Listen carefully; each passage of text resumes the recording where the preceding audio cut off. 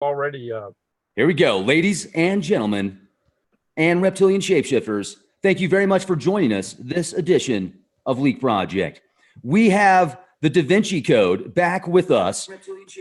Greg Allison, who actually is a rocket scientist, builds rockets out of his garage.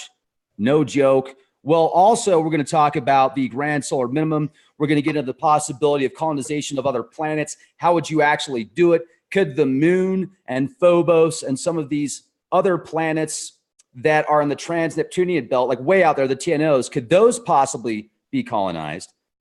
And none other than legendary Greg Allison. Greg, it's good to have you on the show. You also make wormholes, which is pretty cool. Right. So it's great to have you on the show. Somebody just said, hey, is that the gentleman that actually rewrote time with CERN?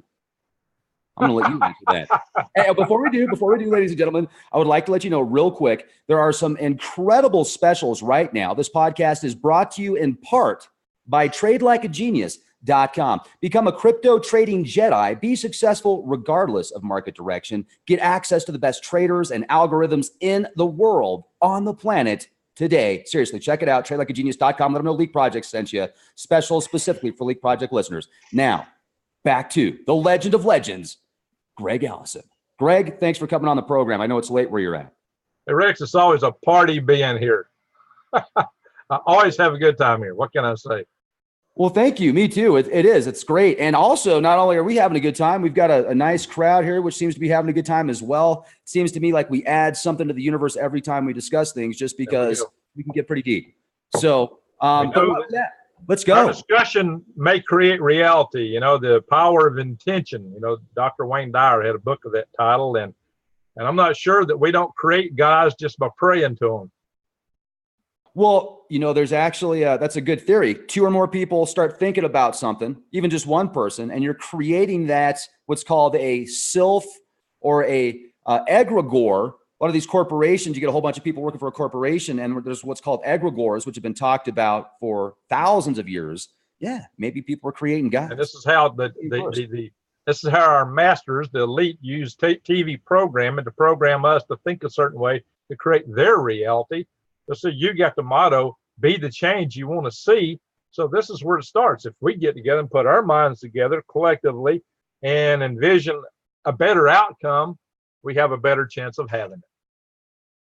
Well, have you ever wondered, let me add, that's a great point. The revelation in the Bible, if you read the Holy Bible, the King James Version, or many of the versions, the revelation talks about all this doom and gloom at the end. And a lot of people think it's the end of the world. You know, a third of the stars fall down, etc. And people sometimes are like promoting that. They're excited about that. They're like, yeah, the world's going to end. And then Jesus is coming back and we're going away in a golden chariot. Now, first of all, Jesus is awesome. And I have, amazing people that are Christians and such. So I'm not in any way, shape, or form knocking that. It's just the mindset of people being excited about this doom and gloom because they think that that's going to be their ticket out of this reality that they're living. And it's quite interesting. So maybe they could be using a handbook for these people. If that's the reality you follow, know this. He will come back when he's ready to come back. Well, whatever we do or don't do. We were, according to Genesis, we're supposed to be the stewards of this world. Being bad stewards is against the commandment of God in Genesis, if you think about it. So, even though he did say subdue the world, but that can be interpreted different ways. That's the way we read it in English. But we were given a job to be the stewards of this world, and we have to live in it. This is the fishbowl we live in. You know, we got to keep the fishbowl in order as long as we have to live in it. If you think about it and understand what I mean. I run an aquaponics system. I have large fish bowls and 330 gallon tanks. And I got another outdoor system right across this wall. And I got a system out in my greenhouse on the back side of my place. And those are aquariums, but I got systems that close the ecological life support loop for nitrogen that keeps things clean. And that's how we've got to run our world.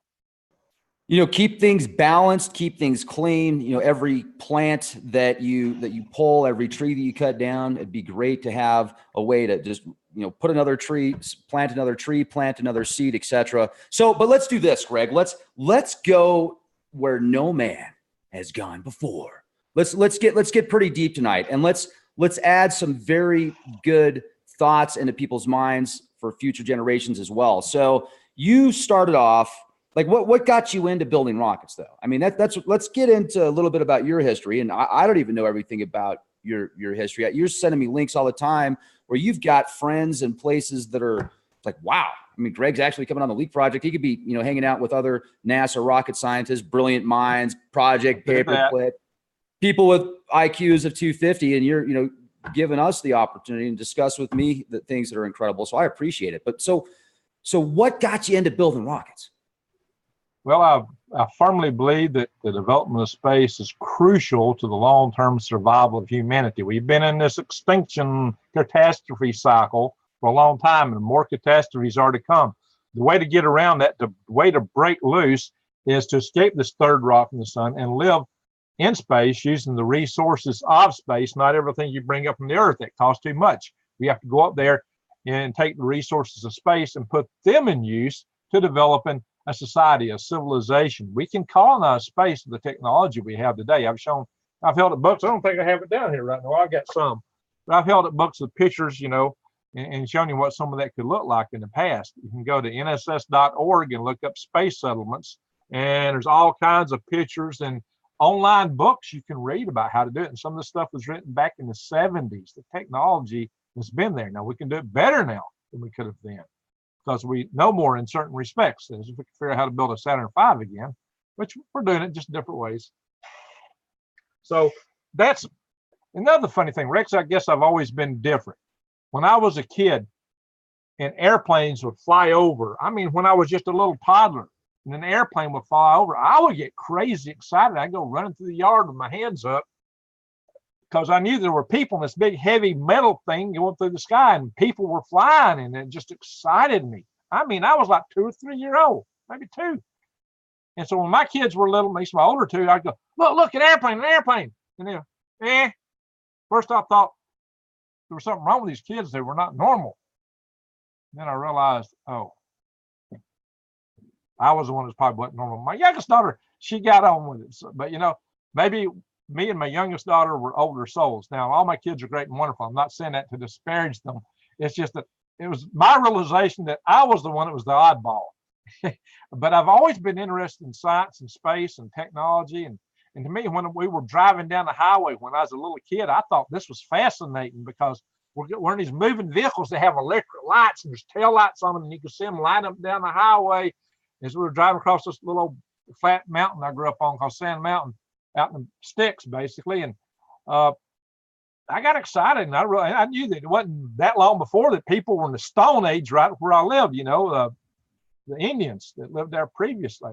We could find their arrowheads in the fields when I grew up. My dad, who's still alive at 97, grew up plowing mules. He fought in World War II. He jumped out of airplanes, but he plowed mules, Rex. And next thing he knows, he went from being a country boy to building telephone switch units, jumping out of airplanes and driving Jeeps. He had never done any of that kind of stuff in World War II.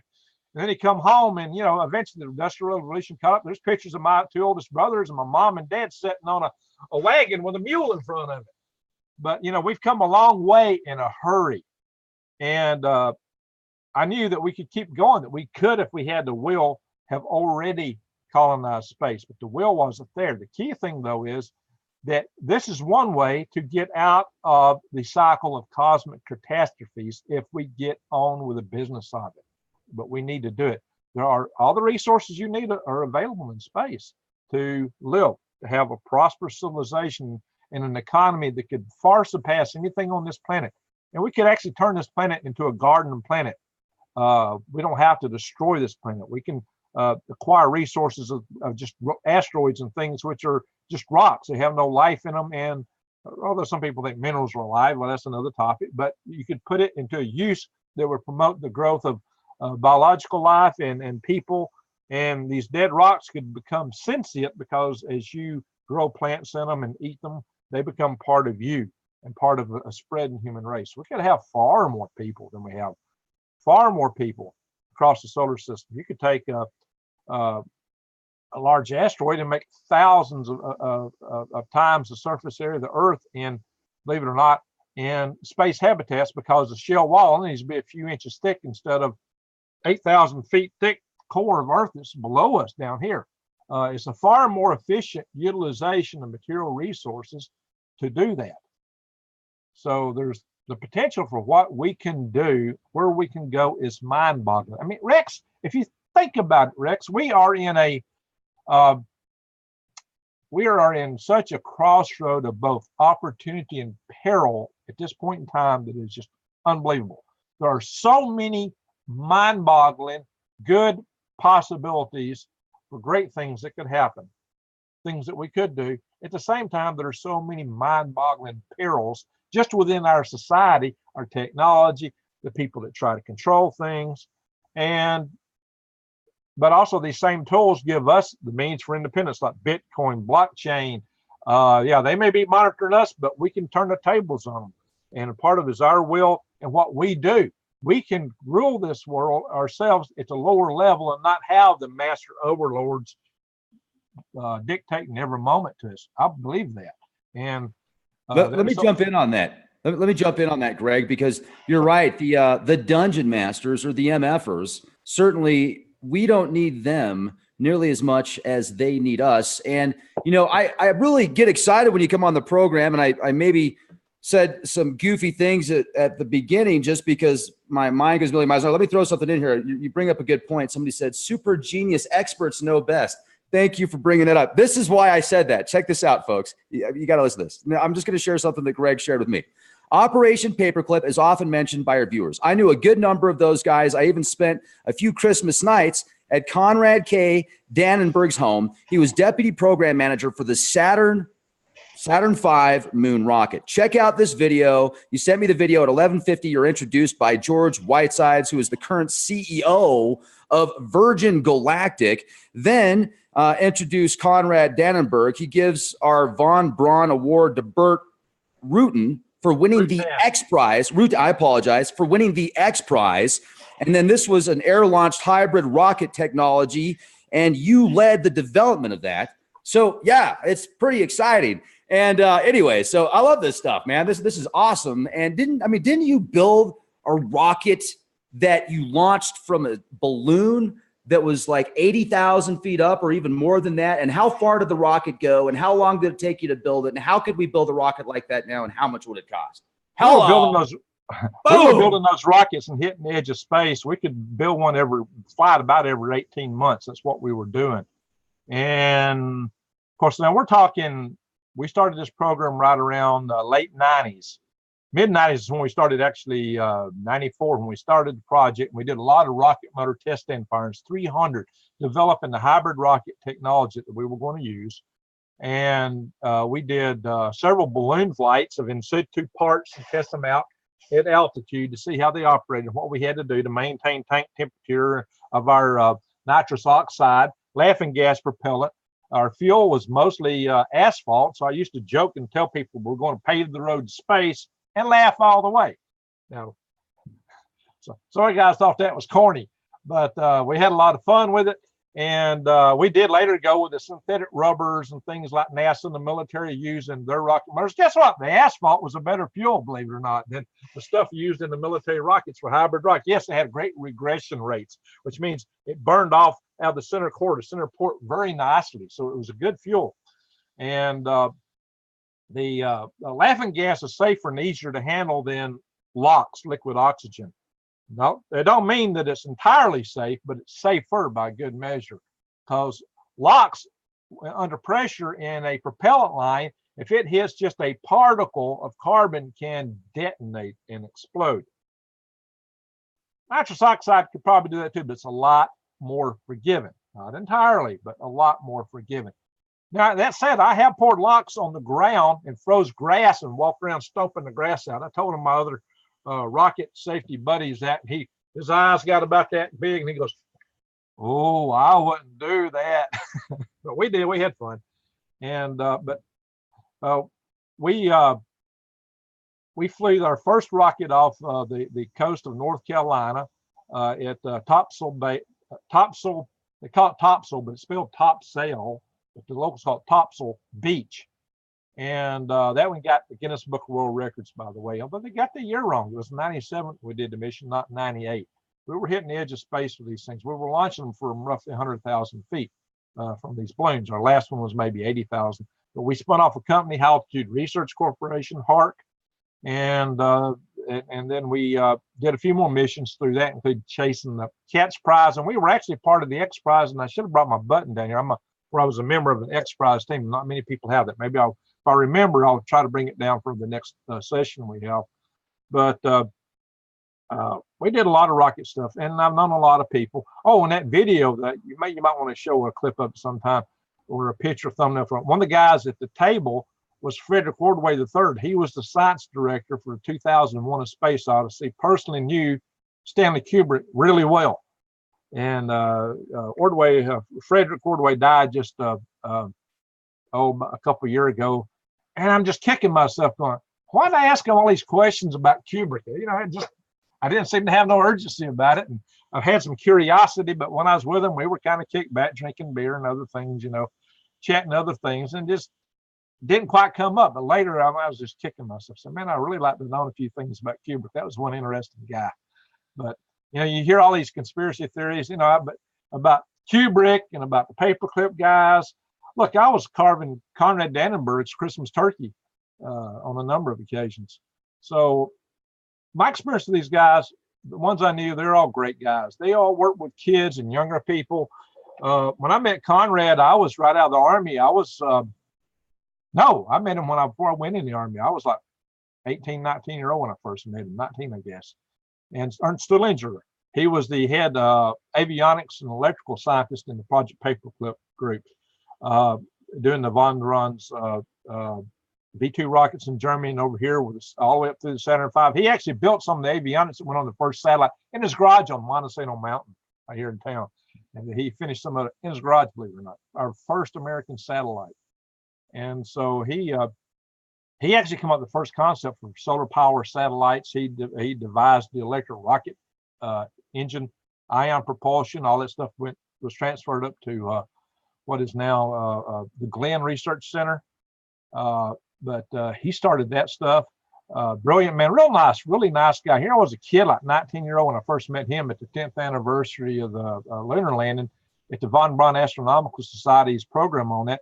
And he was just taking all this time to explain to me, you know, I'm just some little kid, 19-year-old, how they put the dome on that observatory, how it came out of the upper end dome of one of the fuel tanks for the Saturn V mock-up, and it just had it left over. And he took a lot of time to talk to me, and Conrad Dannenberg, when I met him, was the same way. And when I got out of the Army and come back, we started a local chapter of the Huntsville, Alabama L5 Society. I started the L5 Society. I started 2 chapters when I was in the Army.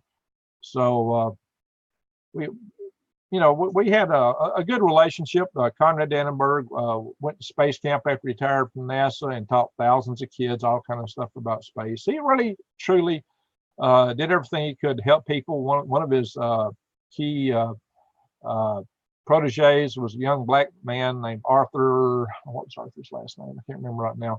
But some people think, well, these guys were racist or Nazis, blah, blah, blah. These guys just wanted to do space. They wanted to do space. And so they did everything they could to help other people along, to promote it. And they worked with kids. I never saw one of them say anything that you construed to be racist. One of the Germans, gosh, I can't remember his name off the top of my head. I'm getting brain locked. He retired from NASA like a couple years before he died. He used to work in our building on the 5th floor where I'm sitting now. He'd always go upstairs every day. And I'd meet him in the parking lot in the morning, and I'd say Guten Morgens, which is good morning in German, or Wie geht es Ihnen, anything in German I'd say to him. He'd always return it in English. He'd never speak back in German. Von Braun instructed his people to talk in English when they're over here, not to talk German to the Americans. But every one of them I met was nice people. Every one of them. I've never heard anything racist out of any of them. I mean, they're just people like anybody anywhere, but these were very well-educated people. They were all about space travel. They wanted to go to space. That's what they were all about. And but the ones I knew were all into rockets because that's what they knew. Let me jump in on that. That's when you sent me that video, Greg. It was great listening to the guy speak, because you could definitely tell he was German, just the accents, and it was fun to listen to. But I've got a friend of the family. I mean, the guy's in his 90s now. He was also friends with my father-in-law before he passed. And that's how I met him, is after the funeral. We became pretty good friends after that. But he just got put into the Smithsonian for some of his inventions. He built these tubes that were used for a specific generation of night vision. And also he built these tubes that were used in some of the CERN. He sent me some pictures of him at CERN using these tubes. And he was talking about Project Paperclip and some of the people that he had worked with, etc. Man, you look way too young to be knowing people in Project Paperclip. I mean, he's in his 90s now. And but anyway, so that's very. He was saying the exact same thing you said. Very intelligent people. You know, they weren't racist. They were doing their jobs. And you know, it's neat to hear a perspective from some of the other generations, and also from you working with them right now as well, and having so many connections that validate, you know. So I think that's fascinating. And the space thing is incredible, and the rockets are incredible. And did you say how far you launched your rocket out from the balloons, or is that classified? Well, we had a problem on the first mission that I think did the best.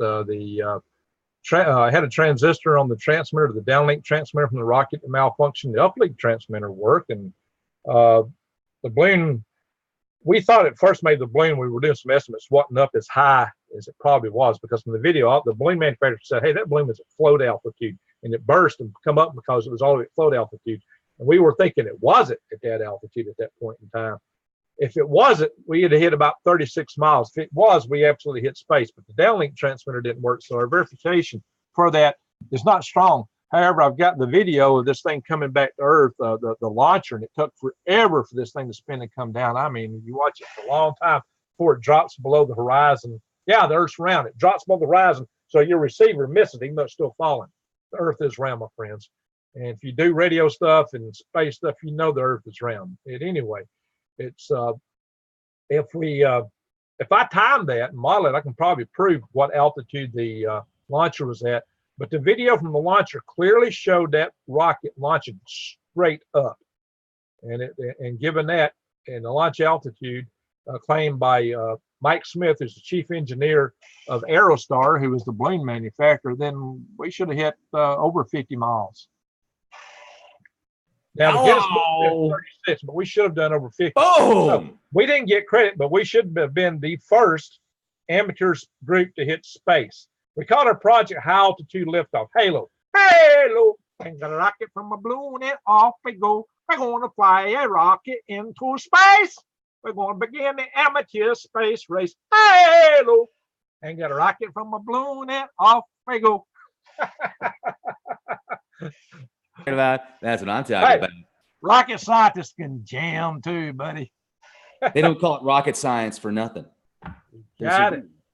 There's a reason it's called rocket science. Now, I gotta jump in on this, because what would it take for me to put together a rocket that I could launch from a balloon and shoot out there, I don't know, 30 to 50 miles like yourself? I mean, we could do a crowdfunding thing, whatever. We could do some thermal imaging, GoPros, slap them on there, radiation. You need a machine shop. You need kind of an electronic shop, not as much. Hey, back when we did this, we didn't have cell phones with all the capabilities they have today that knows which direction they're pointed and all that kind of stuff. That didn't exist.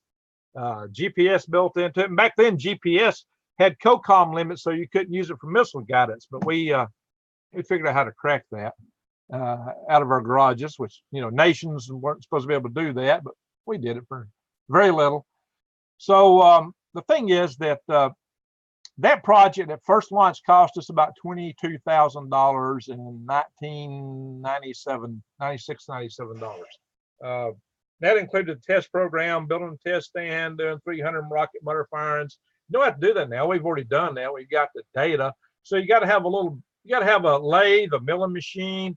You can get them for a few $100s, and people know how to operate it. Get a couple people to understand rocket equation, mass fraction, and things like that. How to make a nozzle for the rocket. We cut it out of graphite. You have to make sure that your chambers aren't going to burn through, so you got to know how to pour the fuel, how to degas it. We carbon fiber wound our motors, which was, that's high-tech stuff. We had carbon mat fins, high-tech stuff. Our rocket was almost all motor. high mass fraction. If you go to these so-called LDRS, large and dangerous things they do out at Black Rock in Nevada, and you see these rockets that are 40 foot tall, usually got a motor in them about that big, and it's all fuselage, bad mass fraction. Although this is pretty, they still managed to fly pretty high, but we were all motor, except for our avionics at the top and the fins for high altitude stabilization. And we had oversized fins so that we could fly at altitude of 100,000 feet. Although our first test launch, we were trying from the ground to see how this thing would come out of the gondola. And so we knew those fins were oversized. And when it came out of the gondola in Manchester, Tennessee, the atmospheric pressure did not agree with the thrust on those fins, and it shook those fins off. That rocket did this. It shook those fins off. Then it spun stabilized and shot straight up probably 30,000 feet. But when it was doing this, it knocked off the avionics, which controlled the parachute. So we knew we're downrange. This rocket's going straight up and has no means to deploy the parachute. Where's it coming? So I've been downrange a couple times. Well, about 3 times I've been wondering if a rocket was going to get me. So that was part of it. So it was, shall we say, an adventure, Rex, but we did take some risk in many ways. And I've got so many war stories. I could talk about it for hours and hours and video after video. But we developed this rocket motor technology. Burt Rutan came into town looking for a contract, and just going to Space America first, who had a rejectively cooled liquid, actually it was LOX and kerosene motor, which we later actually acquired when we entered our own X Prize as HARP. And we actually had more propulsion capability than him, but he had a long head start on us, and we just couldn't raise the money in time. But if you go to the X Prize website and look at team members, or go down to, it's called not team members, it's called competitors or contestants. Yeah, contestants. You'll find Altitude Research Corporation. You click the web link, they take you to we got kind of a chintzy little website now. We don't have everything we used to have on it, but you'll see my name in there on the website if you do the contact us stuff. But anyway, Burt Rutan got some of our guys actually from our team went out and worked for him, and he used our hybrid rocket technology in his Spaceship One, and now that's what Virgin Galactic is buying from what was Scale, which Northrop Grumman has bought out. But yeah, we developed that technology right here in Huntsville for those engines. Now we didn't develop the plane and everything else that they developed. Their large White Knight plane, launcher and their space plane.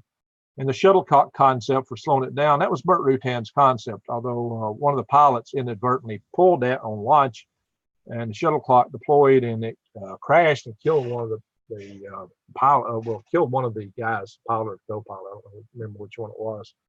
But that was pretty sad. Also, there are some risk in using the nitrous oxide oxidizer. We were causing of that, and it did bite the guys in the Mojave Airport that were they were doing a cold flow test, and it killed 3 guys there. And one of them was Glenn May, who used to work for me on our stuff here. And I really, that was a tragic thing. We hated to see that. I can tell you what the root causes probably were. I know 3 root causes that could have caused that accident. You shouldn't be doing stuff like that in the airport. When Virgin Galactic first drew up their airport concept for their spaceport, they showed a refueling center right downstairs under the main lobby. And I went straight to George White and says, George, you can't do this. You cannot do that. You're asking for trouble. And that was before, I think, the Mojave Airport accident. Well, they backed off on it. I would be worried about the long, spindly composite wings on that after multiple uses. I did warn him that he needs to consider those as limited life items. I don't know what they did with that. I hope he paid attention. I'm not on the inside of Virgin Galactic, but I've definitely talked to their chief engineers, the guys that started up. They know the technology comes from us. They already know that. And George has always been a real nice guy. You saw him in that video. That's the way he is. He's a super nice guy. He's trying to do the right thing. So, but he's more of the business sort. But he's always been a space advocate. This is fascinating. And if I can ask a question, Greg, about this technology of yours, would there be a way to use batteries and getting solar power into the batteries and then powering that engine with some modifications, and also with some of the newer like graphene and also the carbon fiber you're using back then. That's way cutting edge. Now you'll see it in a lot more parts and stuff, but 20 years ago, we were in the 90s. That's awesome. You're like wrapping it yourself. You're like, okay, I mean, carbon fiber. Yeah, we put it on the lathe and we had the fibers and we wound it and put the epoxies on it. And we definitely did that stuff. We poured our own rocket motors. We vacuum bagged that stuff. We did all the stuff they're doing at say, if you go up to Promontory with ATK in Utah, where they built the big shuttle motors, the big motors, this upcoming space launch system. We were doing the same processes they were doing, just on a small garage scale. I mean, yes, can you do it in garage? Yeah, you could. You could be able, and with the lithium batteries and such, well, lithium batteries don't have quite the energy of the systems we used in the rocket motor. What you need is although each lithium battery is a little rocket motor itself, they have a metal oxide cathode in them, which and they have the electrolyte in them that can burn if you get a short through the separator membranes inside and the way the cells are wrapped. You can actually, this thing can shoot out a little torch. And I've been raising a lot of issues on our space launch system of how they've been planning to use lithium-ion batteries. They're actually a big hazard. Think about Boeing Dreamliner's fire in the early days of that thing. Think about Samsung phones. Think about the hoverboard fires. That was all from lithium-ion batteries. They do have a lot of energy in them.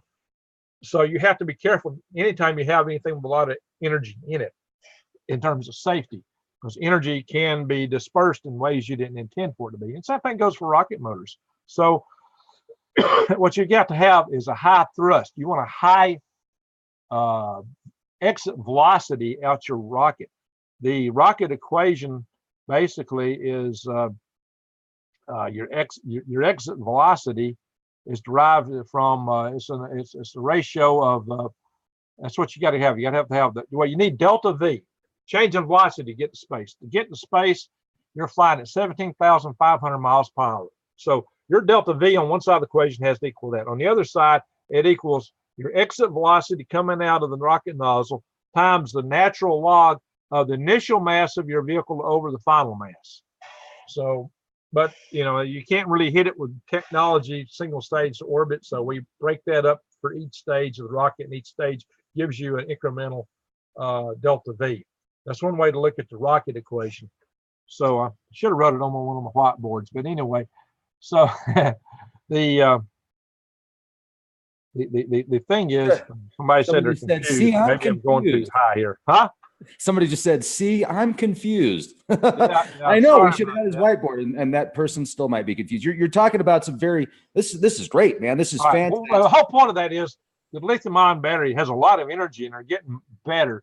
And they'll probably come out with a pure lithium battery. Now they're coming up with glass electrolytes and other electrolyte technology that'll have twice the energy density of the modern lithium-ion batteries, and they'll be safer, by the way. But in terms of propellant, you have to have a lot of thrust to get off Earth's gravity. So you need something that can put out a high thrust system. To fly, thrust has to be greater than weight. Can you do it electrically? Well, the ion engine is good to use on orbit. It's very efficient. To do this from the ground up, well, you got to get outside of rocket technology. Maybe go to what Wilbarger's talking about seeing his interview you had with him last night. What'd you say, Rick? You might want to use something like Wilbarger was talking about. You remember your interview with Lee Wilbarger? Oh yeah, absolutely. He saw? Oh yeah. If you go look up on YouTube, lifter anti-gravity, you will see basically you can see foil rings. He said foil. You can see rings of foil and a little wire on them, and you charge these up to about 70,000 volts, and it goes boing. You almost have to put them on. You have to have them on tether just to get power to them, but they'll shoot up off the table. You used to build these things for fun, and they'll put out a stream of air, so they're charging air, and so it's another form of ion propulsion. How do you keep a power pack to take around, that gives you that kind of voltage and kind of energy? And that's a big challenge. I had a friend, John Powell, tried that with JP Aerospace with an airship, and he just couldn't get enough power. The wind blew it all over the place. But he tried it. He actually had a DARPA contract. So I don't know. Maybe that's what a TRB-3 is. It might be an airship with a big ion propulsion, ion wind generator with just electrostatic charge. I don't know. But nothing. That's an interesting conversation. Yeah, the TR3B Halo. Wow, fascinating. Well, let me also talk to you about this, because I remember back when China was boasting how they were able to almost teleport these. I mean, they were just miniature molecules. I think they were even like protons or something like that. And are you familiar with that? And if they're discussing this publicly, I'm wondering if you could move just one proton, why can't you move all of them? Well, technically you could, but if you're trying to do it a la Star Trek, where you're trying to disassemble an object and reassemble it, the binding energy of all the molecules in here is dependence. It would be like trying to disassemble something that really has a latent energy equals MC squared. It's like an atom bomb. And then, so you got to have like a controlled atom bomb explosion, a controlled atom bomb re-implosion, and then put it all together where everything's working, especially if it's a mechanism or a living being. You got to have all the cytoplasm still flowing and everything. But according to Star Trek, in that version or later versions, they didn't really send the atoms out to space. The earlier versions they did. Later versions, the movies come on. Oh no, you're just a facsimile copy. No, ain't no way in the world I'd want to go for that. I'd be like Bones in that case. No, I'm not climbing that thing. But another way would be to directly transcend the dimensions of space-time. Basically, open up a portal. Now, Mark Mills, who was worked on some of this kind of propulsion technology concepts for NASA, claimed that you had to have 2 times the mass of Jupiter as negative mass to open up a wormhole. Well, I got wormhole generators in back of my house back here, but that's another story. And they're organic. That's right. GreenGregs.com. But the thing is, Rex, that he was considered matter, using mass, gravity, electrostatic force, Coulomb force, force of electric charge particles, Coulomb force, far more powerful, far orders of magnitude more powerful than gravity. So far less force would be required to do things. People talk about warping space-time. Star Trek had warp drive.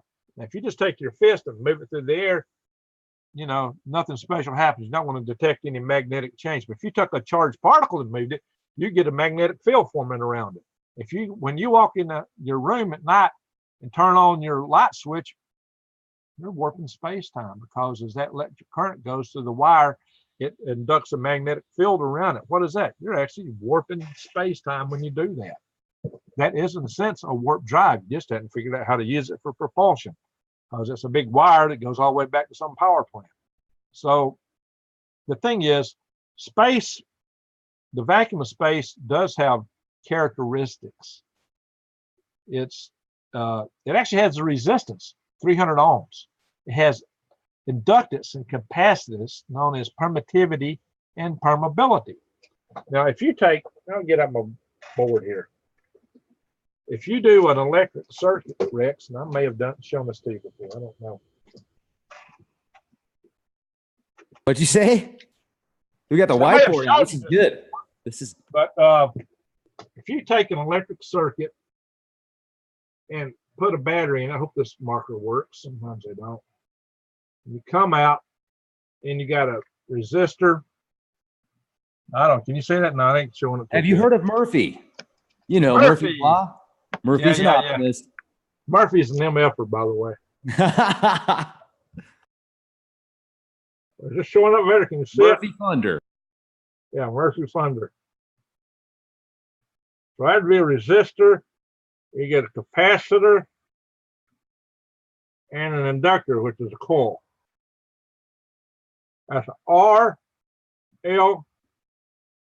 RLC circuit. The fundamental frequency of an RLC circuit is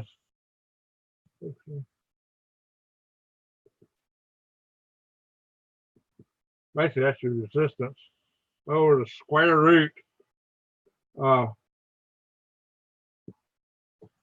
permeability and permittivity. I don't know if you can see that. But the crazy thing is that's the fundamental frequency of an RLC circuit, the resonant frequency. It's a harmonic of that circuit basically. Now, if you made this a rheostat, you can change that. You can tune the circuit for different frequencies. That's how a radio works, by the way. You turn, you got an antenna going out there, out into the air, come into a circuit. It has a frequency. It resonates that as you can adjust it with a rheostat or something changing the coil, or there's ways to adjust that. Now the crazy thing is the speed of light, C, equals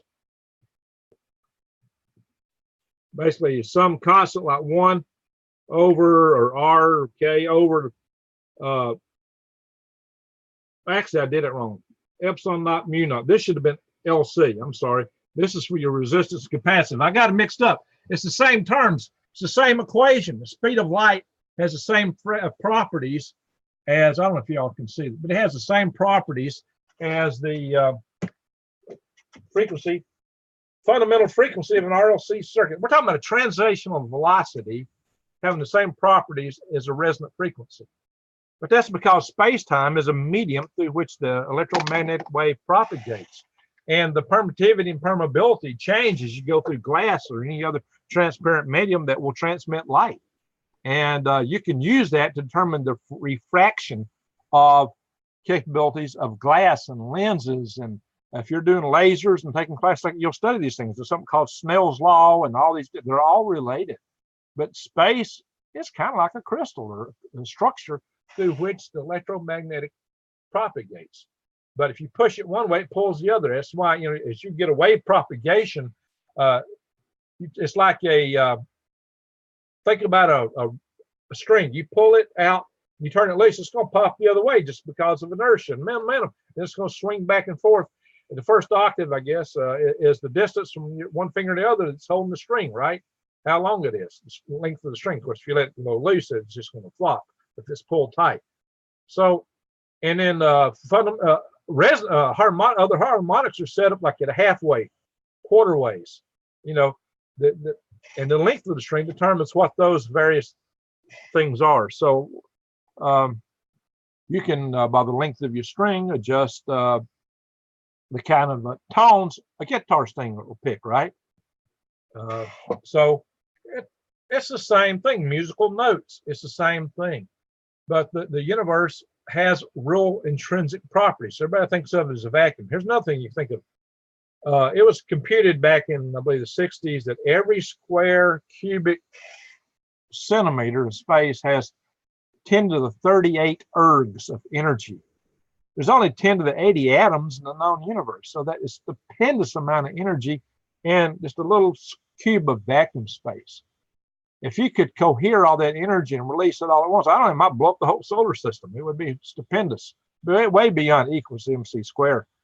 We're like a little ripple. Everything we know, all our existence is like a little ripple on top of that. But what I'm getting to is everything in space has properties. And you can put an energy field across space. Let's say an electric field. If I put a charged particle here and come out to another distance out here, the propagation of the field to this other thumb is the inverse square coming back this way of the radius. If it's a line, then it's 1 over R. If it's a sheet, it's just, it's constant. It comes out from a pure sheet. But in any way, so you can set up fields and gradients across space. You can put tension in the material of space, whatever it is. Now, the Michelson-Morley experiment set up something called an interferometer, and supposedly they proved that there's no ether. But if the ether... What do you mean by that, no ether? Well, the ether is the substance of space, as some people see it, the medium through which these things propagate. However, if they proved there wasn't a direct current type ether, really, but in space, everything has frequencies and moves. So they did not disprove the idea that you might have had alternating current type ether, that there wasn't something frequency bound. So what is space? How does it work? There's a lot of unanswered questions there, but we know you can put tension on various points in space with electric fields, magnetic fields. They actually put tension on space. The higher the field concentration, the more tension you get there. And there's all kind of resonances, as you would know from Tesla's work.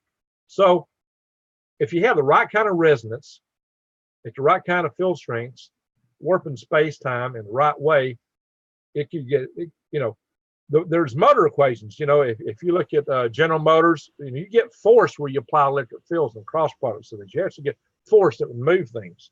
That's how electric motor works. So if your force, your thrust exceeds your weight, you're going to fly. But you may also be able to tune in and out of other dimensions. I don't know. Previous talks I've talked about the multiverse. And I do believe we have lots and lots, infinite number of dimensions. And I think the proof in that is quantum computing, the qubit. The fact that they seem to be tapping in, that wouldn't work if you didn't have a multiverse. They're tapping into other dimensions to solve problems. That seems to be the proof in the pudding that there's a multiverse. Now, what it looks like, what it really is, but if you take the interpretation that at every quantum instant of time, you have multiple outcomes possible at that quantum instant, which is the Copenhagen interpretation, basically of the Joule split experiment, the Heisenberg uncertainty principle. Joule split experiment says, hey, you get what you're looking at. If you set it up to look for an electron to be a particle, you see a particle. You set it up. Ladies and gentlemen, the men in black are calling Greg right now, and they're telling him he's giving up too much information. Yeah, if you hear a knock on the door, I'm in trouble. Greg Allison, will you come with us, please? Yeah, man. You can't mess with Santa. Don't mess with Santa, man. He's got a sleigh. Don't mess with Santa. Galactic. I take notes. Galactic. Could we jump subjects and talk about Antarctica and talk about that link that you sent me recently where there are these light beams shooting out of Antarctica? See, folks, literally, the men in black meet the gremlins. Now, so you sent me this article, and I remember reading the headlines about it. I didn't get too deep into it, but what a fascinating, it's like one of those headlines you read, and it's like so amazing. You're like, what? Talking about light particles and stuff and neutrinos shooting out of Antarctica. Yeah, Scientific American published an article, and they claimed it was cosmic rays in this article now, coming up out of Antarctica, from underneath, like coming through the core of the Earth, which didn't make any sense to me because the cosmic ray, though being very powerful, should be stopped by matter. In fact, most of them are stopped in our atmosphere. And what they do is they shoot through the atmosphere. They create secondary particles. You may have seen the diagrams of the cosmic rays coming in the atmosphere showing all this stuff showering off from them. That's them hitting atoms and creating other particles and them hitting other particles and the chain reaction, but eventually it plays out. 6 foot of dirt should be enough to shield you from an iron nuclei accelerated to nearly the speed of light, or 2 foot of concrete, or maybe 3 to 7 inches of lead. Should have enough matter in there to stop the original cosmic ray and all the secondary particles it shoots out. So the whole idea that this is coming up out of the core of the Earth, it just didn't make any sense. Now, they were trying to detect neutrinos, which are a massless, energetic particle that comes from the middle of the sun and other stars that shoot through space. And these neutrinos, they can go all the way through a planet, although they will occasionally collide with something. And so there's these big detectors, like huge tanks of water with a little charged couple devices that look for the collisions of a neutrino with some other water molecule or something. Or maybe they can look through ice. But so like in Antarctica, they actually have a neutrino telescope, if you want to call it that. But so I did notice one reference in that article to cosmic neutrino. So maybe they were talking about a different kind of neutrino. There's still something unexplained. It's hard to get at what it was. Since that article, I've actually contacted some of my physicist friends to try to find out about this. And, everybody says they don't meet the model for cosmic rays, which I already knew that. So what is it? that's the dilemma. And I really think that probably, Scientific American don't have the same regal level of scientific rigor that it used to have. When I first subscribed to Scientific American back in 1980, it was hard to read, especially as an undergraduate, kid. It was hard to read. Today, you can read it pretty easily. They retooled it for the layman, but that means you got journalists probably writing this stuff instead of scientists. So I'm still looking at. I've actually got the phone number. Peter Gorham is the name of the principal investigator for that experiment. He's in Hawaii, and I've called his number a couple of times. I've been trying to reach him to get a more definitive answer on just what is it they're finding, what's the nature of this, and if I find out, I'll let you know. But I've been bugging this guy. I've been trying to chase this down, and it could just be a case of improper naming of the phenomenology. It's not cosmic rays the way we know it, but a cosmic ray is an atomic particle, usually a nucleus of an atom, accelerated to nearly the speed of light. And those iron nuclei that you occasionally cross are extremely energetic. That's what would create flashes in the visual cortex of the astronauts when they're on the way to the moon. When they were outside the Van Allen radiation belts, these things with them. Actually, you get some of that as you go up even on the International Space Station. Once you get outside the Van Allen belts, they really, they're noticeable. These guys see them. You can shield from like a solar flare with just a little bit of shielding, but if you shield the solar flare and the cosmic rays hit you, you'll be killed by the secondary particles. So you have to shield a lot more when you develop stuff for deep space. Greg, do you think it would be possible with all the radiation that's coming in when you go into space to convert that into an energy source for, pushing? You'd have to have a gradient that you could tap into, like what's higher here, lower there, and you tap into differences in gradients. Like for, let's say, water in a lake up high down here, there's a difference in potential. They call it head. As the height of the water column goes up, the more head you got, the harder it will flow out your nozzle below and run a turbine or whatever. In similar vein with space, you would need some way to tap it, some type of charge reactive mechanism. But like I said, we actually do warp space-time with the application of electric currents, electric charges. By moving these things, you do change space-time. Now, if you can find a way to reverse that, where you've got an impeller that is picking up off of a charge gradient in a or propeller, basically electric propeller, it's picking up off the charge gradient of some field, but that would be a large charge gradient. How you do that? That's hard to say. There are possibilities that you could use diodes and circuits and large mesh antenna array to pick up charges and so forth. But anyway, so I'll explain what a cosmic ray is. I'm gonna pick on Wilbarger a little bit now, on Lee Wilbarger. You had this conversation about the 5G with him, and most of what he said is correct, but he said that the microwaves react with the hydrogen atoms. Not exactly. I'm hearing something, but anyway. Are you getting 5G right now as you're talking about it? Greg brings up 5G, and all of a sudden his ears start going. Rex, they're coming to take me away. Ha! They're coming to take me away. It's a fight bar. Thank goodness you've got a rocket out back. Come get me, suckers. Boom! You're out of there. You're in another time zone. You probably got a time machine in that office of yours, folks. Behind that bookshelf is an underground base that goes to a time machine. Did you really start hearing something? You did, didn't you? I could tell by the look on your face. Did you start getting like a high pitched ringing or something? What was it? Sounds like a bass beat. I don't know what it is. It's weird. Wow. But anyway, it's almost like back to where driving, you were saying. Almost like somebody driving down the road with a bass on a big stereo, but it sounds like it's coming from right here. Wow. Weird. That's kind of spooky, man. Jeez. You've got a Faraday cage and a bunker. All right. So you brought it up. Okay. So let's go back to where we were, folks. The gremlins. Well, in any event, so what I was going to pick on Wilbarger. So he was talking about the 5G.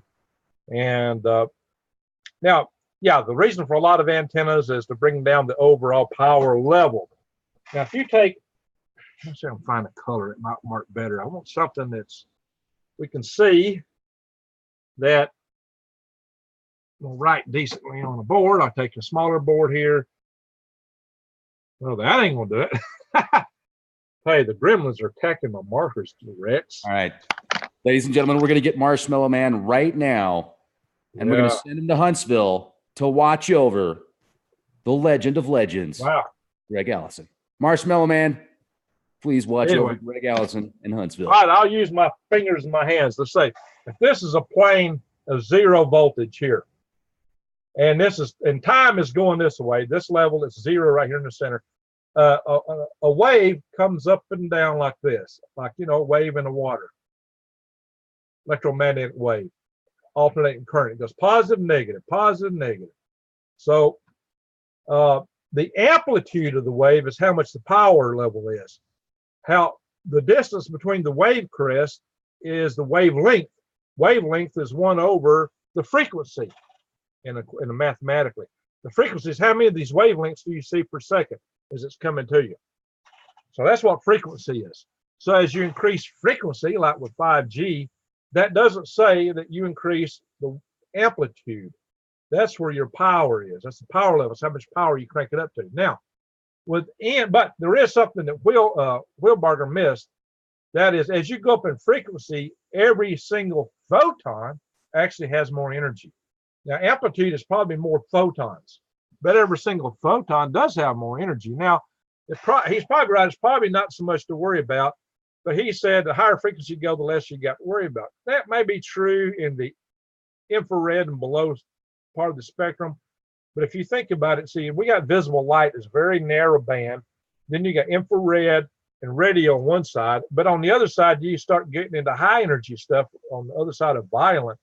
Yeah, that's a good term, violent, because you get into X-rays, hard X-rays, you get into beta rays, gamma rays, and stuff like that. Now, the gamma rays are real high energy. Nuclear bombs put them out.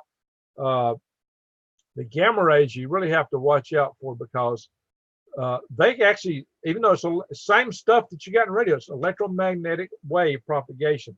They have so much energy they can't ionize. So can the X-ray. That's why they cause cancer.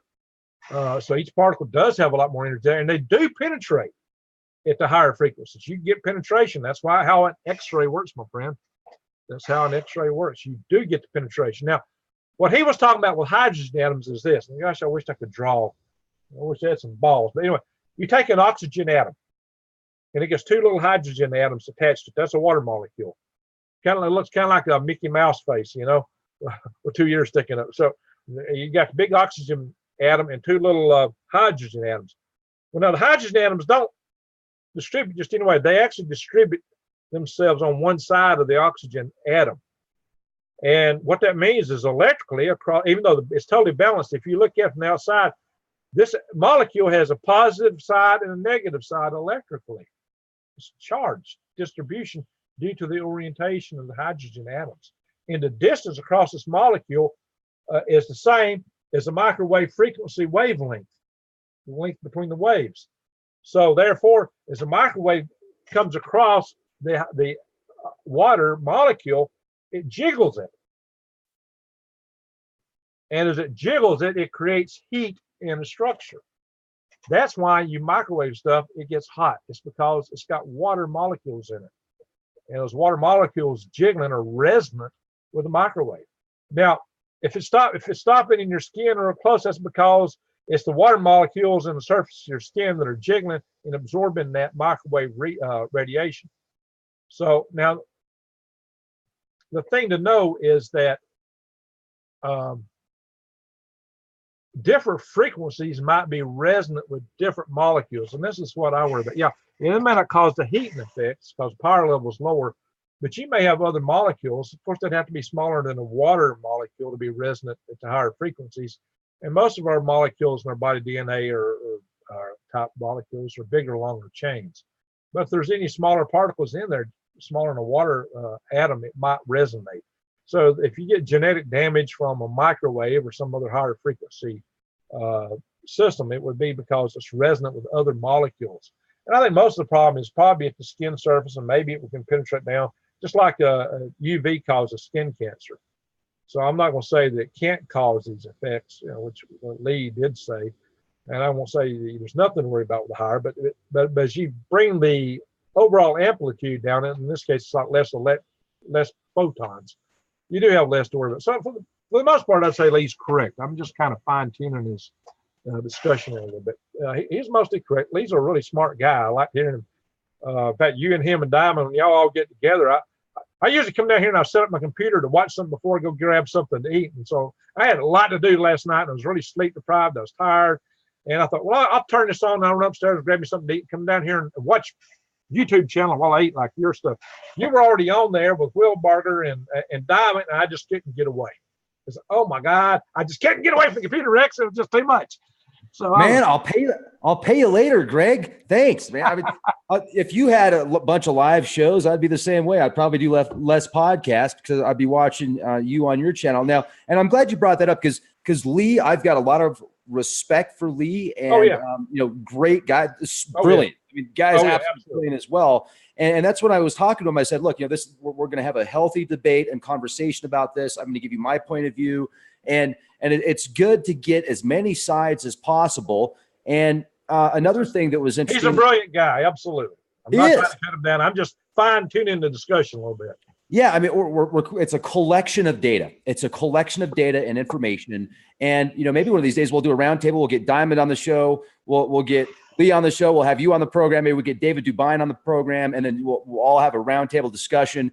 I really want to build or have somebody build a rocket for me, and I want to find out what the rules and regulations are in licensing. And I want to get a weather balloon that I can launch as high as possible. Get a bunch of cameras to attach to it, maybe some type of infrared systems and night vision, as much as I can for as cheap as possible. And then we could stream it, and I think that would be amazing. I've gone through the regulatory process. I've filed the launch license applications, and I've done all that stuff, Rick. It's been there and done that. And you can help us. It's more arduous than it used to be, but I've been through that. And paperwork is probably the biggest thing. The paperwork, the logistics, there's a lot of stuff involved with that. And our final project cost us $150,000 that we did under the Hart Cat's Prize launch. So we went from $22,000 to $150,000 in the course of about 3 years. But we did several launches. We did a lot of stuff. We did a balloon launch return vehicle, which is a rocket powered UAV, basically. I think what would be cool, Rex, would be if we got a bunch of drones went through the woods chasing Bigfoot, like go through the woods. Great. Let's see if we can really flesh them out, put little IR cameras on them, and instead of all these shows are crazy. If you want to find a creature, you don't walk around the woods shining flashlights and making racket. Yeah. use the I was hound just going dogs. to get my drone while you were talking. Yeah, use the hound dogs to drive the deer to you. Can you hear me, Rex? So just imagine drones are your hound dogs, and you got them out in the woods coming toward you. So anything in the woods is going to come at you, trying to get away from them. Then they might see something, they could video it, But if not, it might be coming at you. Of course, it might be a bear, it might be a Bigfoot. Gosh knows what might be coming at you.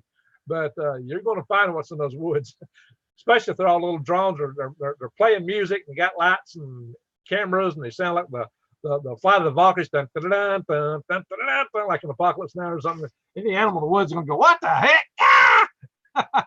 Or just make them sound like hound dogs, or bunch of hillbilly drones, That'd be fun. I like where you're going with that. I'll make sure to bring the Mavic Pro.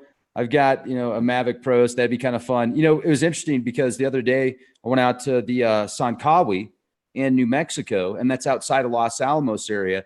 And I thought it was far enough away that if I turned the drone on, but as soon as I turned the drone on, it's like, warning, you are in restricted area. You will be assimilated. And I'm like waiting for the black Suburbans. The thing wasn't even off the ground. Like, so I'm like, okay, let's turn this thing down. Yeah. Sankawi. I mean, that was like, anyway. And then we saw this really cool weather balloon out there. I don't know if it was a weather balloon or what it was, but it was a balloon of some sort, but it was changing when the light was hitting it. It looked like it was changing colors just because of the light. And it was way out there. And it was as it was going down. But, if we could jump back to Antarctica for a minute, because there is so much speculation about what could be out there. I read a fantastic article recently about how they found remains of these trees that could be tens of millions of years old. And the way that these trees grew was almost like a superstructure system where, how do I put this? It was the way that it was uniform throughout a very vast area, and the growth seemed to be, it was almost like a super type of, what's the word I'm looking for? Starts with an O, a super, not object, but organism, a super organism that could live through these cataclysms. And then there was this abrupt change millions of years ago. But also there's been a lot of aristocratic type people, politicians, people that have high levels of authority going out to Antarctica, Buzz going out to Antarctica. Maybe, and then also the Vril Society, the rumors about that. By the way, I know Buzz. What's that? Buzz has actually called this house. This phone you heard ringing, he's running. That was Buzz. He's like, all right. It wasn't Buzz tonight, but he has called. He's like, tell him about that time we went to Phobos and saw that really cool. Anyway, yeah. Yeah, he will bring the Phobos monolith up. Whatever that is, he's brought that up. But yeah, Antarctica. What do you think about some of the things that I was just saying? Well, at one time the Earth was warmer. We talk about global warming. The Earth has been a lot warmer, warm enough for forests to grow in Antarctica. But those trees had to be able to survive a long perpetual night. So they had to be rugged in a way to do that. But, if you go back 50 million years ago, you can find alligator remains in our polar regions, North Pole and around the islands on the Arctic Ocean in Canada and places like that. You can find the fossils in Antarctica. At one time, Antarctica was not in the South Pole where it is today, but 50 million years ago, it was already there. So it'd be interesting to see what kind of trees they were and how they work. But do you realize like an aspen forest is really, all these trees are one organism? It's kind of like mold. They're all one organism. They all do look alike. The aspen forests are kind of surreal to look at, and I'm sure you've probably seen some of that up there in Colorado. I lived in Alaska. We had a lot of aspen trees up there, but and when I was in Moscow, in Russia, I saw lots of aspen trees there. But that whole forest is one organism. So you might have all connected at the roots. They're all, and then just each tree is just it's kind of like a fungus popping up. The mushrooms, if they're all the same type, are really connected to the mycelium network in the ground.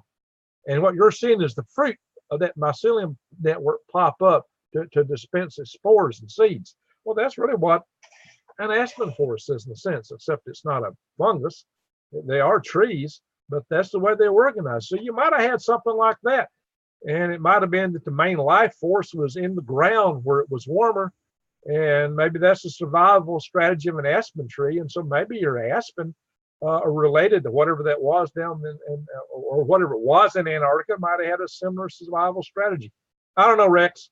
It could have been a deciduous type conifer, for instance. Deciduous trees shed their leaves in the winter because they can't produce anything, whereas a conifer typically holds on to. Well, maybe you had some hybrid organism tree in Antarctica. I don't know. I'd love to go back in time and look at them, Rex. Let's get this wormhole thing going and have Bill and Ted's Excellent Adventures, right? Wormholes. No, do you think that there could be, and obviously this is nothing set in stone. We're just having a conversation here once again to remind people, and I know that people know this, but just, disclaimer here. Do you think that there could be a base that was set up there back around the World War II time, or maybe even before, and it was like, ancient civilization, and it was taken over by, I don't know, maybe us or maybe the Germans? I've seen a lot of the speculation about that. I don't know nothing firsthand about it except the following. There was an Operation High Jump, which was highly suspicious, and what went down, we don't know. Some people claim that Admiral Byrd's forces were run off, but we're all over Antarctica today. Did we go back and make a treaty with somebody? I have seen pictures that claim to have been pictures of aircraft shot down. I've actually seen actual photographs of what was claimed to be an aircraft shot down in Antarctica in Operation High Jump by Nazis, is what the claim was. Now, I don't know. It could have been planes shot down in Germany in the snowfields. I have no idea. There weren't any trees in the photographs. It could have been something that went down in the Alps. But I've seen several pictures of planes shot up in the snow. And the claim, now these were actually not in a book, they were actual photographs. I had a friend that had these when I was in Alaska. And he had some really interesting stuff, including he had whole sheets of Nazi stamps. And this guy had some weird stuff. His family was from Italy back in that era. So he had a lot of really weird things, and I've seen some weird things. Now, that was the claim he made. He showed me these photographs. Rex, I can't substantiate any of it, but it was weird stuff. But he was telling me that long before there was an internet, long before this stuff was out there like it is today. Now, maybe he read it in a book somewhere. Maybe he got it from some, I have no idea, Rex. But it was weird stuff to see. And it does put a pause in my mind to ask the question, well, what was that? I can't say that I know, but it was something that you don't normally expect. So is there something in Antarctica? Well, there was the claim. He was one of the guys way back then, and we're talking like 1981, was telling me the Germans set up a base in Antarctica. And he said that there was a German submarine captured off the coast of Paraguay or somewhere out there. And he said that all they had on the submarine was cognac and cigarettes. Why would a German submarine be carrying cognac and cigarettes to in that region of the world? Of course, a lot of us think that a lot of the Nazis did escape and lived in those areas and in Argentina and Chile and places like that. And some people think Hitler died of old age in Argentina. And the interesting thing was that skull that the Russians claimed for decades was Hitler's skull turned out to be a girl's skull, a woman's skull, female. Couldn't have been Hitler. That don't mean he didn't die and get burnt, but what they said was Hitler was not. There was, if you go to fbi.gov/vault, you can read some declassified files that talk about specifically Hitler going to Antarctica via submarine. And hey, you can say what you want after that, but there is a lot of information that points that, and even when I was just a little kid, I remember my mom telling me that Hitler burnt himself to death, and so that people couldn't do something with his remains or something like that. And I thought to myself, gee, what a perfect way to fake your death. Oh yeah, he's burnt to death. There's a body about the same size. We can't confirm anything. Dogs off your trail. Get the dogs off your trail. Yeah. Don't know, but they did. The Germans did visit Antarctica. They called it New Swabaland, and they had a lot of interest there. They had a lot of interest in many areas. So I can't say, but there's been a lot of stories. I would like to see more myself as to what's really down there. I'm highly curious. I had some friends that went to Antarctica and wintered over at the South Pole, and if you ever come to Huntsville, I'll have you meet, and maybe you should talk to him about it. I'll have you meet, oh gosh, now I'm getting brain locked again. 5G rollout. My friend I was telling you about that's got all those little microfossils they collected in meteorites from Antarctica. So I'm getting brain locked, and suddenly I can't think of his name. But, and it's like midnight where you're at as well, and you work all day and all night, and you've got like 4 different jobs. So I don't know how you're doing as good as you are, man. You're a warrior. Farm, aquaponics, hey, it's like your buddy, some of your buddies that talk about survival and talk about what to do and grand solar minimum, how you get by. Look, I'm already have raised bed gardens. I have what you need to supply them with fertilizer, grow your plants. It's the worm farm, which anybody can buy. You go to my website, you can get that stuff. I've got the oldest aquaponics system in Madison County, Huntsville, Alabama area. And I do, that's my racks. It's in my living room right now with microgreens on them, Rex. So I'm doing microgreens, aquaponics, raised bed. I grow turmeric, which is highly medicinal, and quite a few things. I even have the makings of a blacksmith shop. I got off an old blacksmith when I was a kid. So if the grand solar minimum hits and we're not prepared and civilization collapses, I'm prepared as I can be. And as you know, I do take the battle.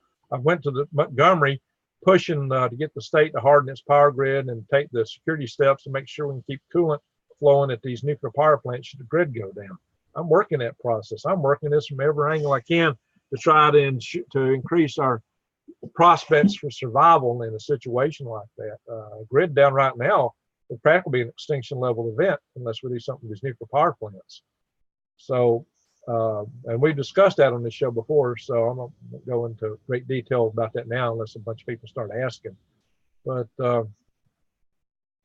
I worked that. I'd like to talk about that for a minute because there you had the energy conference.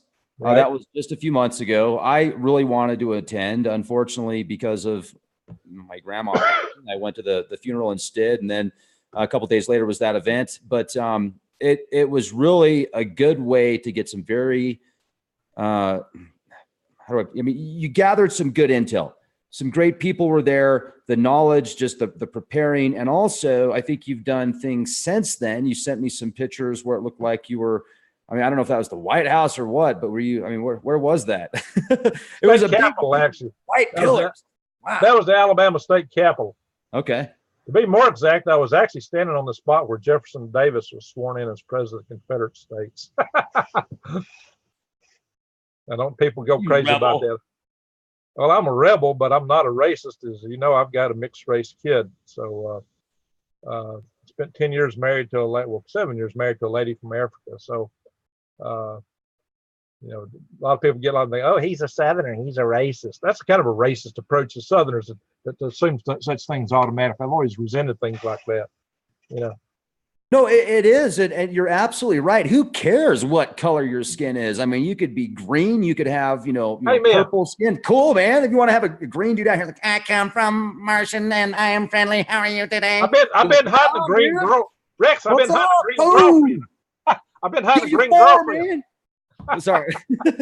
Like, yeah, that's right. You know, I just read a silly comment and we that person was timed out by a moderator because they were making these stupid comments. And thank you, mods, for keeping it real here. Yeah, that's right. I remember you telling me about that. And yeah, that's fascinating. There was an article that was, and I don't even want to get into this, but I'm just going to bring up this article and then we'll move on. Mainstream article that came out and said Christian white CEOs need to step down. And the person that said that was a supposed Christian white CEO. I was like, yeah, we need to step down and give more opportunities for people.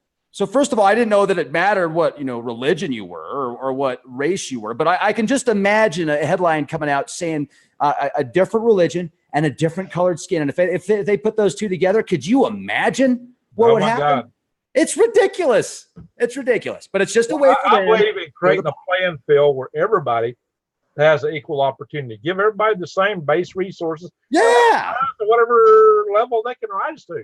It's just Holy cow. Microgreed seeds. I've spread them all out equal on a plane. You can either use felt, paper towels, or soil. You spread the seeds out.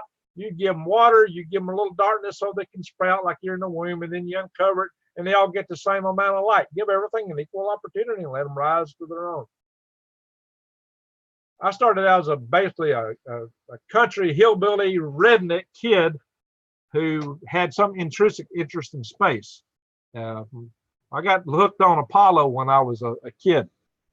When they did Apollo 7, you was asking about this, so I'll go a little bit further.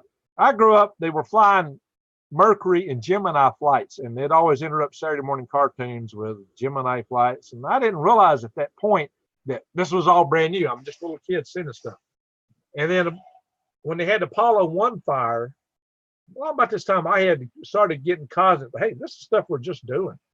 And then they had Apollo 7. They did a special before they launched Apollo 7 on TV about how the astronauts would float in the capsules and how they could squirt water and eat it like fish eating Pac-Man or something, little gobbles floating around, how they had to do everything, how they had redone the spacecraft so that you wouldn't burn up inside, how the hatch would open to the outside instead of the inside, and the safety measures they'd take, and just a whole lot of stuff about living inside the capsule. In fact, I got really excited and I followed every Apollo mission. I was 9 years old when they landed on the moon, and I was just incredibly excited. My parents wouldn't even let me stay up to watch them get out of the capsule and walk, which that really ticked me off. They didn't know how much I was going to be into this, I suppose. They made me go to bed, and that just ticked me off. I was using a microscope trying to look up at the moon with a mirror to see if I could see anything. Of course, that didn't work. It didn't have the magnification power of a little mirror on a microscope. But, I was 9 years old. I was being creative. I was trying. We were looking, trying to see if we could see those guys up there. Fortunately, though, in time, I met the people who designed the systems, who designed the rocket. I worked for them, worked with them. The guys who did everything from the V2 to the Saturn V, and the people that walked on the moon. I've had the opportunities to talk with them, and it's been an incredible experience, Rex. I've had a lot of great experiences, and plan to have a lot more.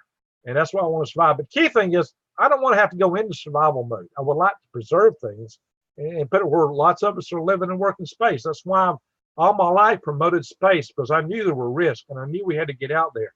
And I became concerned in the last several years that we were dragging our butts too much. We weren't going to make it. And that's when I went into survivalist prepper type mode.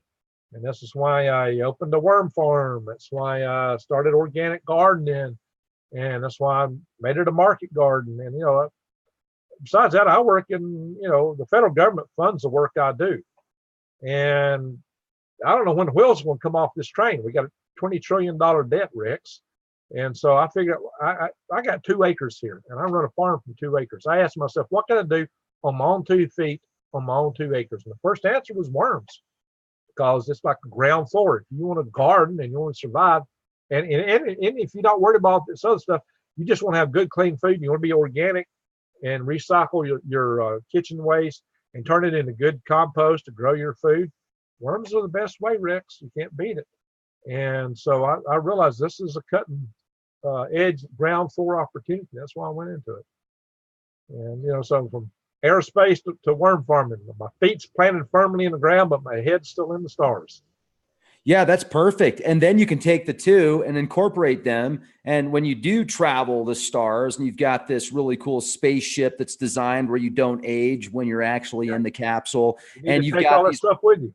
Yeah, take the worm farms with you, get the 3D printers set up so you can print up some different things, and make sure you've got live streaming for your YouTube channel. And folks, Greg actually has a YouTube channel, so I'm going to leave his link to the YouTube channel in the video description box. Also, his website, Green Greg's Worm Farms. And check this out. I want to show some pictures here. This is on your Facebook page right here. So this, where are you here? I'm at the state capitol building there, looking out. That's when I went down. I met with the director of the state Public Services Commission, Twinkle Kavanaugh. I met with the director of the State Emergency Management Associations, the EMAs. I met with, see, I can't dress up. I met with the Special Projects Coordinator for the Governor of Alabama. They had a representative from Homeland Security, several EMA Association people. And I brought Dr. Peter Vincent Pry down. Got him to come down to this meeting. Dr. Stephen Smith, who's a retired Army electromagnetic pulse expert, system expert, weapons expert. And we briefed these guys there in the state capitol there of what they need to do to harden and secure the grid, and what they need to do in the meantime to ensure that we can keep our nuclear power plants safe. And they all listened very well. We had a representative from Alabama Power, the power company. They're the guys that have to foot the bill for some of this stuff. We were talking about regulating, and a guy never said anything crossed anything we said. They all listened very closely, and they seemed really interested. And what I actually caught their interest was, I said, look, in Alabama, we actually do now have a Hyundai setting up to manufacture large power transformers, the high voltage type that's used for step up and step down long distance transfer of energy. And we have, I told them, hey, in Huntsville, we have the brain trust. You can't throw a rock without hitting 2 or 3 engineers and 2 or 3 PhDs in Huntsville, Alabama. More PhDs per capita, more engineers per capita than anywhere in the world. And now it's probably getting to be more total, not just per capita. So we have a brain trust here that we could actually lead the way in the country to hardening the grid and protecting the grid. And one of our companies, Dynetics, has a ground aware radar system to for physical security, we can lead the way for, and it can be an economic opportunity for the state, actually. That really got their eyes up when I started talking like that. So you got to speak the language that people speak. You got to realize what makes them tick. But here's something I want to leave. I think maybe the most important point I can make tonight, Rex, is that you got this motto, be the change you want to see. Now, I've had several people attack me on Facebook. Oh, yeah, we can't do this. You know, some regular guys, and we aren't going to make any difference. You can't make them do this. You can't do that. I completely disagree. I have had I run the calls of Congress. I have had impacts on legislation in Congress. I know that if you do it right, you can reach these people. But what you have to do is you have to believe in your mission. You have to be able to know how to communicate with these people, but you can do it. And you just have to do it. You just have to get off the couch and do something. You have to get out there and organize with the right people, the right kind of talents. Maybe you're not the speaker, maybe you're not this, but if you have the interest, if it's in your heart, you can do a lot. And everybody out here can be a part of the solution to things like this. And this is just one aspect, Rex. I mean, there's also the aspect of, doing it for yourself, making sure that you're safe and secure, the stuff you sell for prepping and the food. But so it's one thing to also have storage and supplies, which you should have, and I have. And maybe you need to have some guns. Maybe you don't agree with that, but that's something to think about when the world turns Mad Max, is how do you protect yourself and your family? You need to consider that, at least what you're going to do. And then you need to consider how do you live? You're going to eat up your stored supplies are going to get you through the hard point where you're hopefully trying to get your legs under you. How do you survive in this new world? But you're going to have to know how to grow food, hunt food, trap food, or live off the land. Now, I grow food. I do know how to trap, hunt, and fish. And I know wild plants. When I was a kid, I was interested in living in Alaska or British Columbia, out in the wilderness. And I used to study plants. I studied what I could eat in the wild. And here in North Alabama, there's probably 1 month out of the year that there's not something going I couldn't eat. So I know I can eat the plants, and I know what I can do then. Even then, you can put pine needles and put them in a pot and make pine needles tea, and that's got more vitamin C than orange juice. So you can fight the diseases of malnutrition. And also, if you do eat meat and you kill a wild animal, don't just eat the muscle, eat the organ meat. That's where the other nutrients are at. The full spectrum of nutrients are spread across the animal. You probably don't want to eat the hair, and there's some things those people we get the heebie-jeebies about. But if you actually were like a true carnivore and ate everything, you would have the full spectrum of all the nutrients you eat. Or you can be like a squirrel and eat nuts. I eat a lot of nuts in the nut store for a long time. Acorns are kind of bitter, so you have to soak them to deal with that. But there are ways to survive. And if you're going to run to the national park, Rex, everybody's going to run the national park. And everybody with all their guns is going to be there. And they're going to shoot all the wildlife in just a matter of a week, probably. There ain't going to be anything there to hunt except for long pork. That's people. You don't want to be part of that long pork. You don't want to be somebody else's long pork. So I think national parks are a really good idea, Rex, but there are places in the wilderness you can live and survive. But the key thing is to learn how to camp out where you're not building a big bonfire where nobody can see you or hear you. Learn low profile survival techniques.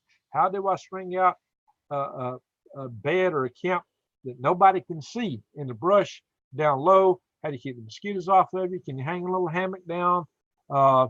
If you build fire, use the Plains Indian approach. If you really have to have one where you got like a hole in the ground with a U shape where you put fire on one side and air sucks in the other, it don't produce all that much heat, but you can use it to cook with, and you don't get as much smoke. Build a fire under a tree, or the tree disperses things, making small little fires, do them late at night. If you're out there with a big roaring campfire, everybody's going to sit. If you're out there shooting a gun, every time you pull the trigger, you're yelling to the whole world for miles around, I'm right here. Here I am. You don't want to do that. You want to be unseen and unheard. Oh, yeah, that's the other thing that tickled me about the Bigfoot movies and TVs, all these shows on television. All these guys are running around the woods with flashlights, and we're hunting Bigfoot. And they're all talking to each other, blah, blah, blah, blah. They're all driving SUVs around, ATVs, blah, blah, blah, blah, blah, blah, blah. Zzz, blah, blah, blah, blah. Man, there ain't nothing going to be anywhere around them. Everything's going to be right up the hills. If there were a city of big feet living out there at their doorstep, they would take off and run. So guess what? They ain't going to find anything. You know, they're just shows. They're out there for pure entertainment. If you want to find something, be quiet, be unseen, unheard. And maybe you drive it to you, like hound dogs or drones, playing a Flight of the Valkyries or something, you know? And who knows, maybe they'll detect something. Yeah, I think that'd be an interesting project, just to get a whole array of drones to cover miles of wilderness and have them converge in. Dude, that's a brilliant idea. And well, I never mind. I was going to talk about the Skinwalker Ranch / drone experience, but we'll share that for off the record. But just imagine a drone flying over the Skinwalker Ranch, then all of a sudden horses pop out of nowhere, like literally, like zzz, then all of a sudden horses just bang, bang, bang, and then you see a whole bunch of them just start running off, and it's like, where the hell do these horses come from? It's anyway. So, ladies and gentlemen, it's insane, but that's all. No, there may be a real high tension electrical field out there, creating a portal in space time between dimensions, and something jumping through it. How do horses pop out of nowhere? It's swamp gas. How do little gray beings pop into people's bedroom at night? Right. Let's talk about that. Let's talk about that, because actually a very good friend of mine, one of my best friends, and I've actually got a few friends, ladies and gentlemen, believe it or not. Heidi Vandenberg, she's I like to call her the young oracle, because she's so good with Vedic astrology. You give her your birth date and the time you were born and where you were born. She'll tell you more about you than you know about yourself. It's actually kind of spooky and exciting at the same time. She comes on the show a lot, but she wanted to know about the about extraterrestrials. Like, what is your take on ETs? And she says she's not convinced with with a lot of these abduction stories, and a lot of people aren't. And I can totally understand. Now, personally, I have friends and family that like their whole family have lifetime experiences, and they correlate the same stories, and it's just insane. So, I'm a believer, and what's your take? You had, I believe you had Dr. David. Again, the other guy I couldn't remember was Richard Hoover. That's one I want you to meet. The brain lock on that's come through. But you had a guy, I think, on your program who did reverse hypnosis on a lot of these people, and he wrote a book, The Alien Agenda. He was Temple University, and I don't remember weird things like that, in Pennsylvania. Dr. David, what was his last name? Normally I can tell you these things, but you're talking about the older gentleman, so like 3,000. I know exactly who you're talking about. Yes, let me get his last name. Let's talk about him. He did a lot of work on this, and he interviewed a lot of people. And his message has dark overtones, because why would beings do what he's uncovering under this hypnosis?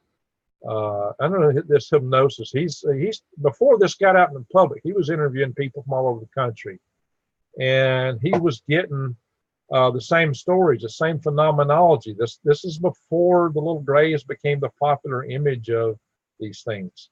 This is before people knew much about this, but every time he'd interview different people in different places, he got the same kind of stories. And over time, he seemed to have come up with an agenda that these beings are set to basically replace us on this world, or basically take control of this world in some fashion with hybrid beings. Now, I don't know. That's what he wrote. That's what he claims from his interviews and hypnosis sessions he had. That's the conclusion that he reached.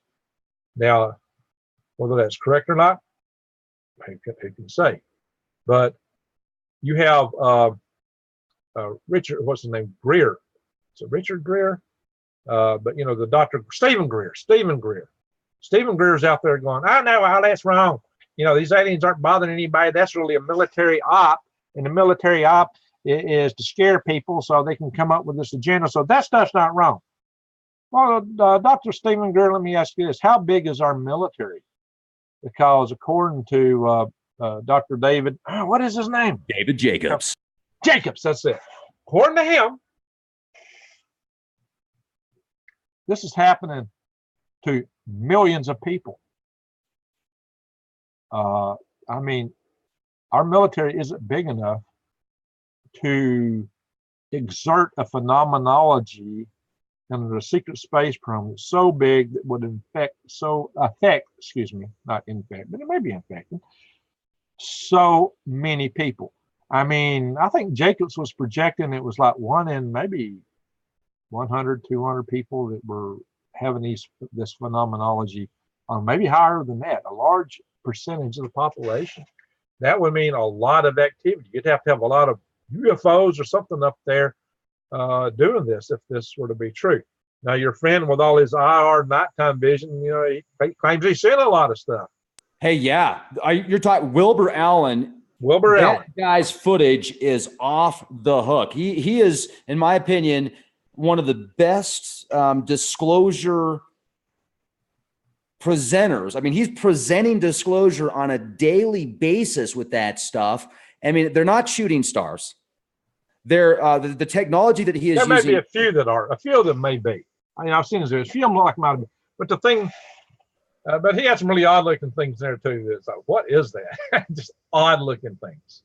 Yeah, and so what he has talked about, and let's talk about him for a minute if we can. And I wish that I could have been out at that event, because that would have been that you had recent, that you helped put together recently, the energy conference, securing the energy grid conference, and to present some of that, because every single day or every single night for, I don't know about every night, but so many nights for years when he lived in DC, he was filming over the White House. And he was filming in an area that is a no-fly zone. And he has talked about how his equipment is designed to get what's within the atmosphere, so it's not shooting way out in space. And like you said, you think that some of those could be shooting stars. Hey, they definitely could be. And a lot of the ones that I've seen, I don't think there's any way they could be shooting stars, because they're moving like slow. They're like, and it's like a little pellet that you would see in a cosmic star goes across the sky real fast, just like that. Yeah, but some of them go even slower. And then he's got some other ones that have different shapes. So, yeah, those odd shapes. Occasionally it might be a package of balloons, but some of those were odd. Truly odd. It's like, what is that? I don't know. I saw those videos. That was intriguing. Sorry to interrupt, Greg. What kind of propulsion system would something like that take? You know what I mean? And what is it? I mean, what do you think? What in the world? I mean, could it be a satellite? No. Actually, I've watched satellites go over many times, Rex. The satellite will make an arc across the sky, same velocity, pretty much heading the same direction, just like that. It'll travel across the sky, and it'll take it a few minutes to get across the entire sky for a low Earth orbit satellite. I've watched Space Station go over. I've watched, a lot of my designs up on the International Space Station. I used to watch Mir go over. Polar orbiting satellites, you can see a lot. Just after sunset, you can see these satellites go over. If they're going north-south or vice versa, they're probably military, Russian or American polar orbiting satellite. We launch them out of Vandenberg. They launch theirs out of Kyrgyzstan. But anyway, so if it's east to west, then it was probably launched from the Cape, Kennedy, or someplace like that. Most satellites, you can do more if you do an equatorial launch and get more mass at orbit. So you prefer that. Except military satellites, they really like to see the whole world. So that's why they like to go into polar orbits. It takes more energy and you put up a smaller satellite. But the satellites make a continuous arc. Now, I had on one occasion, Rex, I saw what looked like a big shooting star, and I thought maybe it's a piece of debris coming in because it was really flaming. And I was just outside. I'm always looking up, Rex, and I saw this thing shoot across the sky. I thought, well, that's interesting. Maybe a piece of orbital space debris just come in. And then I looked up, and I thought I saw what was a satellite, and it was following the same kind of arc pattern that a satellite follows. Now, planes will have blinking lights on them. But you can tell if you really watch a lot of them, you can tell there's an airplane itself. This looked just like a satellite, except it did this. As it's going over the sky, it went, whoop, it turned direction. And what's on our books for the technology we possess, none of it will do that yet. So that's a huge amount of delta V to make such a plane change in the direction you're going? I mean, it made a sharp curve. I mean, real sharp, and just zoomed off in another direction. And I don't know what that was, Rex. Ant people. That's that's absolutely fascinating, Greg. And while you're talking about this, I wanted to pull this up, and maybe in the last part of this discussion, we could talk about some of these petroglyphs that I've been documenting with Diamond from Oppenheimer Ranch Project. And some of these things just look so similar to what you would consider, ant beings, maybe androids, robots, things that have some type of spacesuit, but they're oftentimes connected with what looks like spaceships. They're always pointing up. They're like, hey, this is where we come from. And I'm wondering if this happened about 800 years ago when there was a lot of volcanic activity going on, if these beings came down to help save parts of humanity. I mean, like, look at this, for example. This one right here, I find very bizarre. It looks like a Klingon ship. And then next to the Klingon ship, you see this dude that's got like this big long antenna poking out of his head and these three looking legs. And this was maybe a month and a half ago, maybe 2 months ago. I don't know if it's quite 2 months ago, when I was doing a podcast out on this cliff area, and it was a lot higher. I thought I was a lot higher up than I was at first. I was probably only about 300 feet up or so. But when I got there and I was looking up in the clouds, I saw a reflection, and the reflection was very similar to this object right here. And I was like, whoa, man, it looks like a Klingon ship. Now, hey, it could have been a bird. Wow. It could have been a bird, but it was metallic because it was reflecting off of it. And I don't see how a bird would do that, but there's just and then look at this one right here. Look at this one. It looks like a UFO, and then it's kind of some kind of beam coming down from it. Very interesting. That's the tractor beam to grab cows. What's that? That must be the tractor beam to grab cows. Yeah. Yeah. Or the people, they're like, okay, cows later. Let's see here. Let's go to some other. So the Hopi said that they were saved by the ant people. That's what they would claim, right? Mm-hmm. There you are. There's one of your ant guys. And I'd heard this for some time. So, to me, that begs the question: if there are ant people, are there aphid people? Are we the aphid people? Maybe that's why they wanted to save us, because ants tend their aphids just like we tend our cattle. So, are we the aphid people? Do they tend us? Is that what the mantises are all about? Are the grays the little robots for the mantises? What do they do with us? Yeah, there you go. What does all that mean? Maybe David Jacobs sitting correct. Maybe they just they harvest our emotions and our energy, and they like to scare us, and that's part of what the abduction phenomenology is all about. Or maybe the Anunnaki, Enlil and mainly Enki. Maybe Enki created us, right? But we know Enki was a horny old god, and so according to the Greeks, the gods. Oh yeah, there you go. There's a turtle man, Turtle Island. That's Earth, man.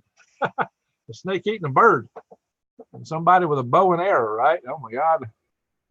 And that guy with the expression, he looks like he got shot by an arrow. He's going, oh! Kind of looks like a gray a little bit. Yeah. This dude's definitely happy. One of the interesting things, though, about some of these petroglyphs is they seem to, like I said, there's this one when we first got there. That's a rectangle there with something in it. Yeah, like stairs almost, like it's a map of some sort. And I want to go back to this one right here. Let's real quick and show you, because here, where's that? This. Okay, so there's another one that shows a depiction of this with a tunnel and a facility underneath it. And there's speculation that this is, I can't remember which mountain in New Mexico. It's a specific mountain in New Mexico, and that's like saying, okay, here is the map, here is the tunnel, here is the area that we're going to while there's these cataclysms on Earth. Because about 800 years ago, there's a lot of volcanic activity. And I don't know what your take is on the electric universe, but I think that might be connecting a lot of dots with this phenomenon in the stars and what people saw. But some of this stuff is just so far out. And then you see this throughout the Four Corners area. Now, these are from, I would say, the Spanish Crusades. They put these crosses here. They were trying to like hide the history. Oh, no, it's only about Jesus. Everything else is false. And then you got these spirals. The what's that man's? So this is also very interesting. This looks like a sun symbol, an ancient swastika that was there in dots. But I think that if anything, this genetic manipulation and these mantis beans, these ant beans, I've seen hieroglyphics in Egypt of ant beans. I've seen a statue in Göbekli Tepe that triggered me and almost made me like break down emotionally when I first saw it, because it brought back so many memories from when I was just a toddler. And I've talked about that experience where I saw those things just looking at me, and it was like a mantis bean, and it was holding like a child, and it's at Göbekli Tepe. It's this statue out there. So who's at the top of the food chain? Is it the mantis? Is it the reptilian? Is it the Wookiee? You know, I mean, there's so much speculation. Is it us?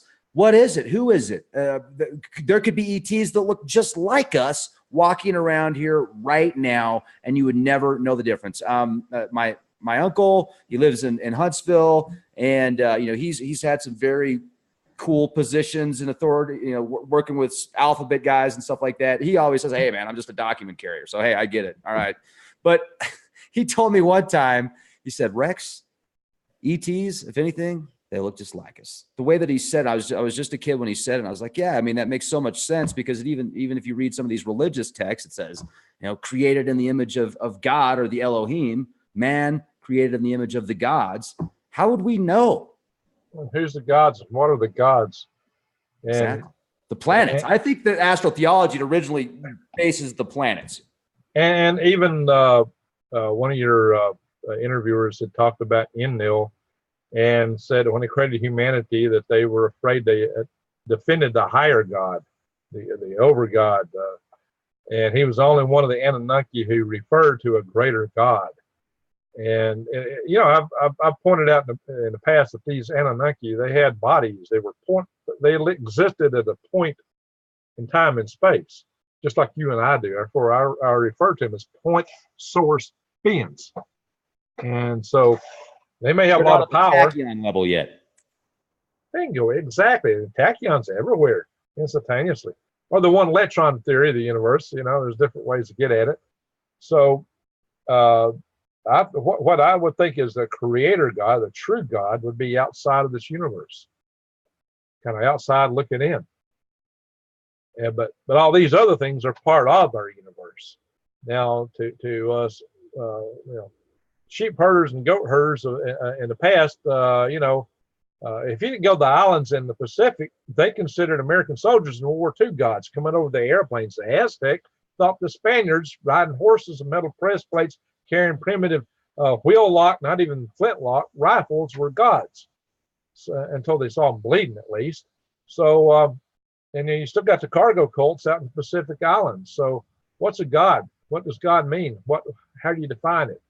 And as I mentioned in a previous interview, that these beings apparently bred with people. So it appears that they were people themselves, maybe a different species. Maybe they genetically altered us to be of less capability, because we're pretty dang weak if you think about it. An animal, for the same pound of muscle mass, they can actually produce that muscle mass with a quarter of the effort it takes for us to build that muscle mass. And their muscle mass, pound for pound, is 4 times stronger than ours. So why are we so dang weak? Was it so we couldn't overpower our overlords? But if we go back, if you think about it, the Greek mythology has one of their gods making the metallurgist making robots, basically servants out of metal that work for them. So if they had these big, powerful metal robots, why would they have made us? You know, this whole idea that Sitkin thought we were made as minor slaves don't make any sense. If they had the hard metal bots, why did they make us wet bots? Of course, there are people today that are making sex robots. So is that what we were for? Did they make us to be their sex slaves? Like I said, Inky was a little bit on the horny side. If the stuff you read on air, Rex. I got to jump in, Greg, because that makes more sense than almost every theory that I have heard about our creation, especially when you bring up the possibility of these robotic beings with, you know, metallic bodies. Let me show the audience something here real quick. So, folks, this is a petroglyph that is in Albuquerque, and it's probably about 800 years old. And does that not look like a robot? Does that Robbie not the robot? an android? So what you're saying about us being created for sex, oh my goodness, man, that is a whole other level of possibilities. And that's gotta, I mean, just blow some minds right now. But people are like, no, I can't accept it. No. But folks, think about this for a minute. The world, in a sense, revolves around people trying. I mean, if you're not married, oh, hey, I want to oppress that person. Oh man, she's hot. I want to impress her. I mean, or opposite, whatever. You get what I'm saying here? It's like it's how the world rolls around. Oh, look at my car. Oh yeah, look at my suit. I just got done working out. Do you like my muscles? Hey, check it out. I've got a nice house. How are you? It's how the world works. Sex. Yes. That's crazy. I think this, man, this could be the biggest discovery that nobody wants to talk about. Human beings created for sex with the gods. So we're the descendants of sex bots. We're sex bots that reproduce. Sex bots gone wild. We just sex bots gone wild. We should start a TV show, Rex. Ladies and gentlemen, you need to be at least 18 to watch this program. No. Oh my goodness.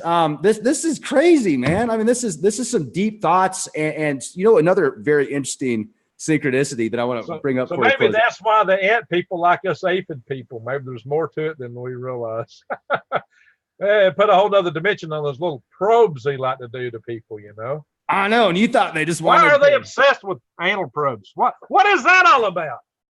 And you thought they just wanted some of your, I mean, no, there's more to it. That weird fetish they have. Probes and drinking metallic goo that leaves a metallic taste in your mouth afterwards. Talk about the ultimate kink. But, that's pretty wild. And I just wanted to say also, and we're just having fun, folks, and I'm sure most people know that. But, I mean, seriously, that makes you wonder. Because I don't buy we're made just to be mining for certain things. Now, I also think that we could have been genetically made to do certain things. But at the same time, like you said, what if one of the original creations to make a wet bot, like you said, a biological being that can reproduce and wants to continue to reproduce, and then we are already making sex robots. That's already happening. Somebody was talking about opening a sex robot brothel in Houston just recently, last couple of weeks. Like, really? Yeah. But who knows? Why are we so weak? Why are we the weakest animal? Why is our potential continuously dumbed down? We have a lot of potential, but it seems to be squelched down. Why the elite always trying to calcify our pituitary gland with sodium fluoride? They don't want us to know who we truly are, what we can truly do, because they want to keep us as slaves. Yeah, well, thank goodness they love us so much. And, obviously to calcify our pineal gland, put glyphosate on the majority of the crops out there and GMOs and stuff like that, putting aspartame in food and finding ways to not label it. It's just because they love us. And, it's all out of love, genetically modified E. coli feces and neurotoxins in your food. It's because they love us. But I would like to say it's interesting because there was a really weird synchronicity that I had a couple nights ago, just after I started doing, some pretty serious research into these ant beans and all these petroglyphs. Well, a couple nights ago, Ant-Man and Wasp Woman comes out on Amazon. So I bought the film and it's interesting because like the way they had it set up, there's these giant ants. Cause in this film, this guy's got the technology to where he can make things larger and smaller. And he's saying, Bitcoin isn't the future. The internet isn't the future. It's going to be quantum energy. And actually that could make sense. Quantum energy, finding a way like what you're talking about. What's it? 10 to 38 ergs per cubic centimeter. That's it, man. That's huge. Boom! That is huge. Literally, boom. If you can hear all that, oh my God. That's big. The scary thing, Rex, would be if we found out it was just simple as connecting up a few diodes and something you could put in your garage. And if everybody on Earth can make them. You ever saw the movie The Forbidden Planet? I don't think so. Made in 1954, I think. Well, there's Leslie Nielsen, the comedian, actually played a serious spaceship captain, kind of like the forerunner of Captain Kirk on that. And they went to this planet, and there's all this evidences of subterranean civilization that wiped itself out, and they couldn't figure it all out. I don't want to give it all away, but anyway, at the end of the story, what they found out was this civilization created the technology that would give them anything they wanted, create anything they wanted to create. But when the people went to sleep, the monsters of the subconscious, the monsters of the id took over and had all this power, and the whole civilization just wiped itself out in a single night. And it's like, if you give people the ultimate power, what can they do? So we're talking, weapons of mass destruction type capacity there. Now, see, I realized 20 years ago, when I was developing rockets and launching altitude balloons, that I was hitting space out of a garage on a shoestring budget. And about, 20 to 30 years prior to that, it took a superpower to do what I was doing, a superpower. And 20 years ago, I was doing that out of a garage. And it dawned on me, oh my God, what are we going to be doing 20 years now? When is the average Joe or a group of Joes going to have a weapons of mass destruction capability? And really they do, if you think about viral engineering, genetic engineering. It's scary. So we've got to learn, the real lesson in this is we really need to learn how to get along with each other so we don't wipe each other out. Because with all the hatreds we have in the world, with all the prejudices and things running around, that's a big threat. We may be our own biggest threat. Maybe the ant people will save their aphids from each other. I don't know. The ant people. Well, it was interesting because the ant people portrayed in these hieroglyphics, they're like the slave race. I mean, they're actually working for another race. But it's, I think that once again, this genetic type situation, there could even be rogue factions that are talked about, the emerald, in these ancient tablets, cuneiform tablets that talk about the May. I think that could be a DNA, and the tablets of destinies could be a compilation of different DNAs, and these beings could fly.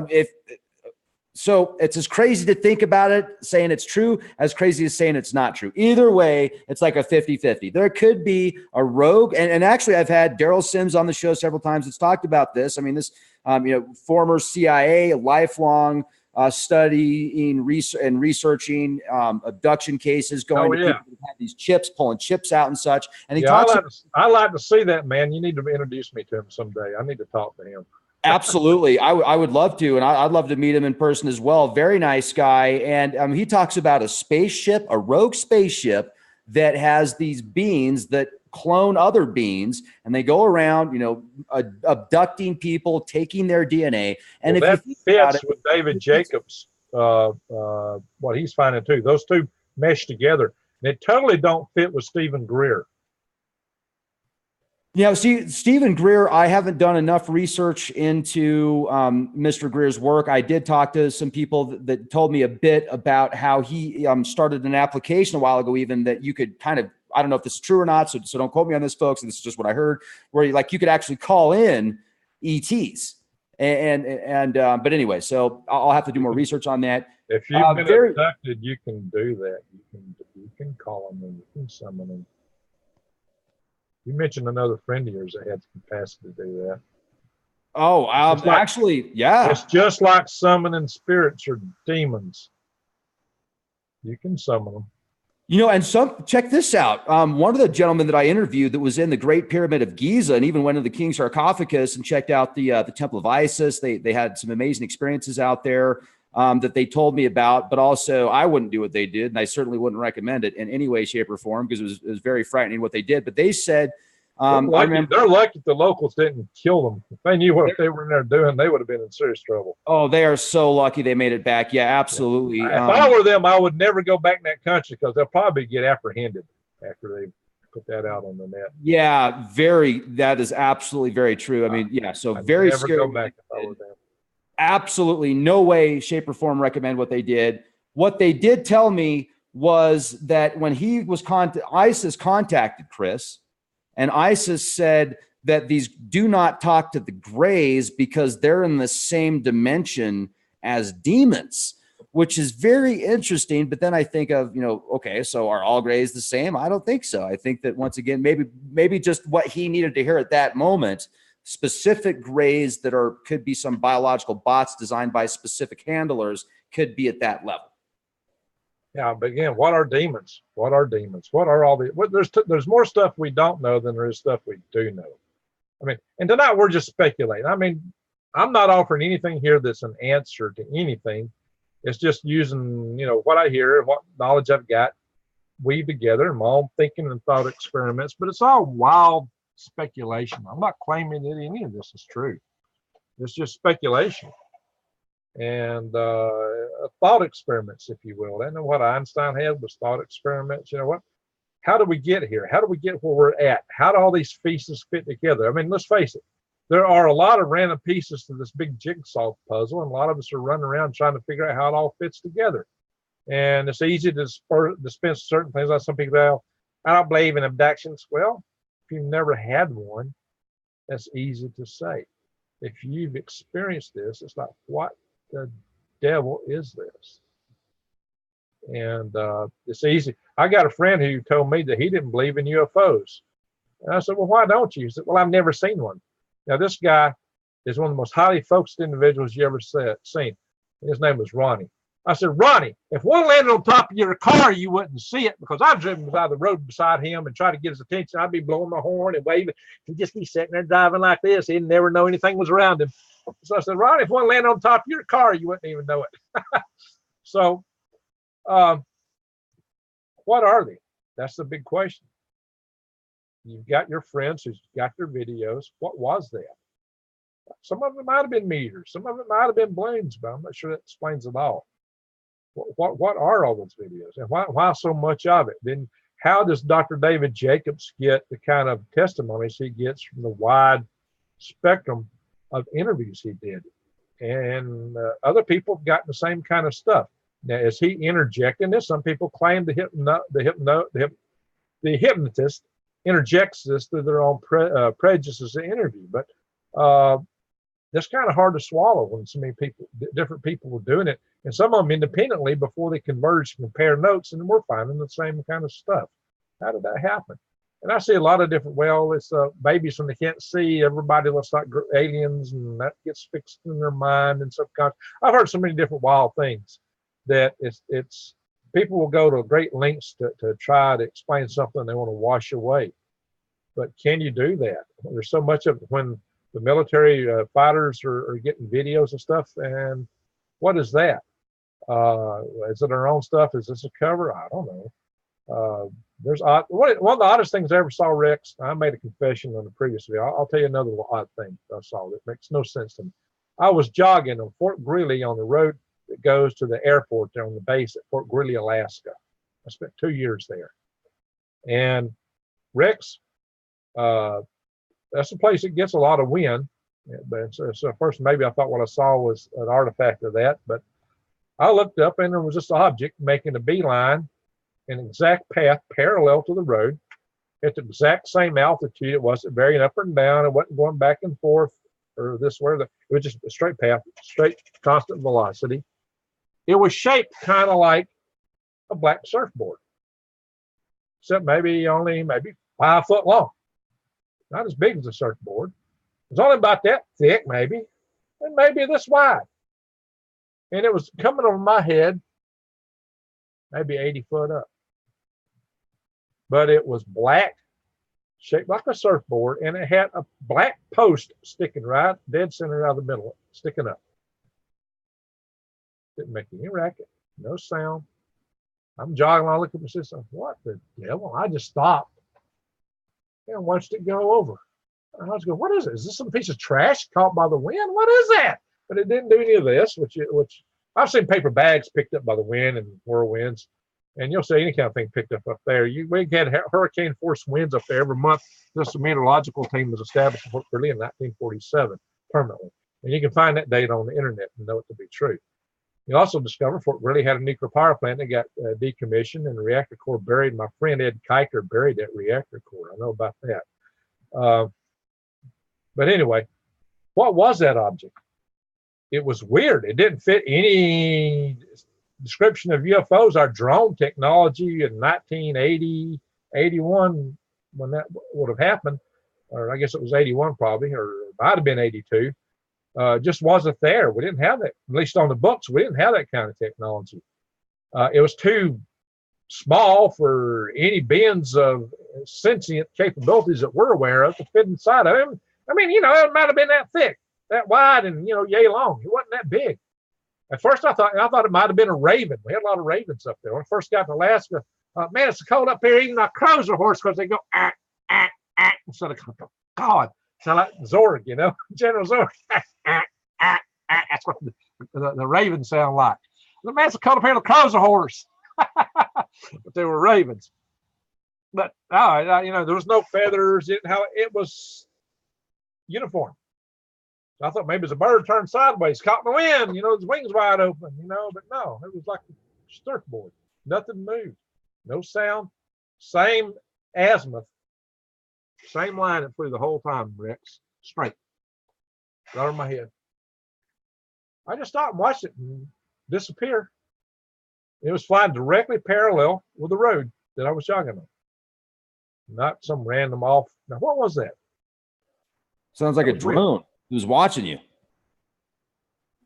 That was one of the weirdest things I ever saw, because it didn't look like anything like any UFO. But you know what? I didn't report it to anybody. I wasn't going to. One of the guys in my unit reported seeing a UFO land near the fuel depot right behind our building and come up. Oh my God, they interrogated him to no end. He was he was traumatized by what he saw, but he was traumatized by the interrogation interview he went through too.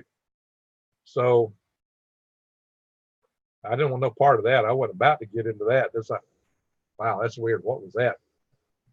And I just went on my merry way. You know, what else can you do? I don't know. It was odd.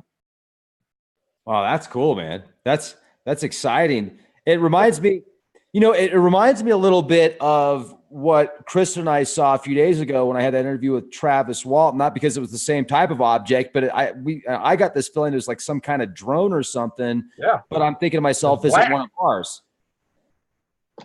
Because it was a metallic orb. And I've seen lots of these things. I mean, you just type in metallic orb in Google search, and all sorts of them pop up. And it wasn't even. What about egg shapes? If you get me any reports of that's a metallic egg-shaped craft that have been reported in this area for decades. Well, so we both saw it, and it was at 10:25 a.m. It's about 2 miles from my house. Like I said, I think it was less than 300 feet off the ground, and I had my Nikon P1000 next to me. I grabbed to take a picture, and it's gone. And Kristen and I were talking about it because we saw something very similar just a few days before that over the Dulce Archuleta Mesa, but it wasn't as close, and we just saw the reflection off of it, and then it disappeared. But we both kind of thought to ourselves, can this thing like tap in to can it read your mind in a sense, so that it knows when you're going to take a picture, it knows if you've got a phone or surveillance, so it can just disappear or cloak or do it, because cloaking technology is so easy. You just take what's behind you and put it in front of you, and you could have some LCD screen. It'd be very easy to do. How could you summon these things? How could you just bring them in? I think I have the answer to that. Because I think it's the same answer. Well, yeah, like you said, they can read your mind. They could tap into it, and there's like some kind of frequency that is connected to you. Like each person has an individual body signature also. So it'd be easy to tap, everybody on the planet, they could. Our thoughts do project. Yes. So bang. But man, that was awesome. Well, I mean, that was the closest I have ever seen an object that was flying and that was not one of our own. And if it was, it could have been, because Lee was talking about some objects and some technologies that are, our own governments. And it could have been, but it certainly could have been. I just find it very bizarre that it was the day that I interviewed Lee, or not Lee, Travis Walton. I'm sorry. Travis Walton. Yeah, that is weird. That was bizarre, man. What about that thing I saw that it made a big plane change in orbit? Just go, boop. Yeah, that is crazy. On the books, we don't have anything like that, but it could have had an engine on it up there, and I kind of think that was probably ours too. As I said, that thing I relayed in the previous video of what I saw close to Area 51 out in Death Valley, actually, I was driving through Death Valley one night. I used to go to visit a friend in Vegas when I'd get sent out for work to visit on Space Station some of our offices that were in Los Angeles, Canoga Park and Huntington Beach and places like that. So weird stuff. Seen some weird stuff. I can't tell you what it all is, but I've seen some weird stuff. And it's exciting. And Greg, this is awesome. In closing out, first of all, I just want to say thank you for coming on the program, spending a couple hours. This is like 12:30 a.m. where you're at right now, and you probably get up at 4 a.m. to go to work. And then, so I mean, you don't even sleep. Do you sleep ever? Very little. You're an animal, man. You're a warrior. I've got to go water my microgreens after we get done. My microgreens. And then you're going to make microgreen smoothies. There you go. Microgreen smoothies. Nice. Well, real quick, in closing out, your website, your YouTube channel links are going to be in the video description box. Folks, check it out. Greg's. And I just have my initial first little video out there. I put it on Facebook and it got like almost 16,000 views on Facebook of all things. Oh, that's crazy. That's awesome. It was just a quick little dirty video I made in my aquaponics system. And so I thought, well, I've been wanting to start a YouTube channel. Why don't I just go ahead and put it up and let you know about it? And maybe you can help critique me a little bit, because I had no idea. It made my cheap little old broken down Microsoft camera. Actually, I have a better camera here I should have been using, to do that with. But I will learn and I will produce better videos and do better editing. And so I'll grow my capabilities in time.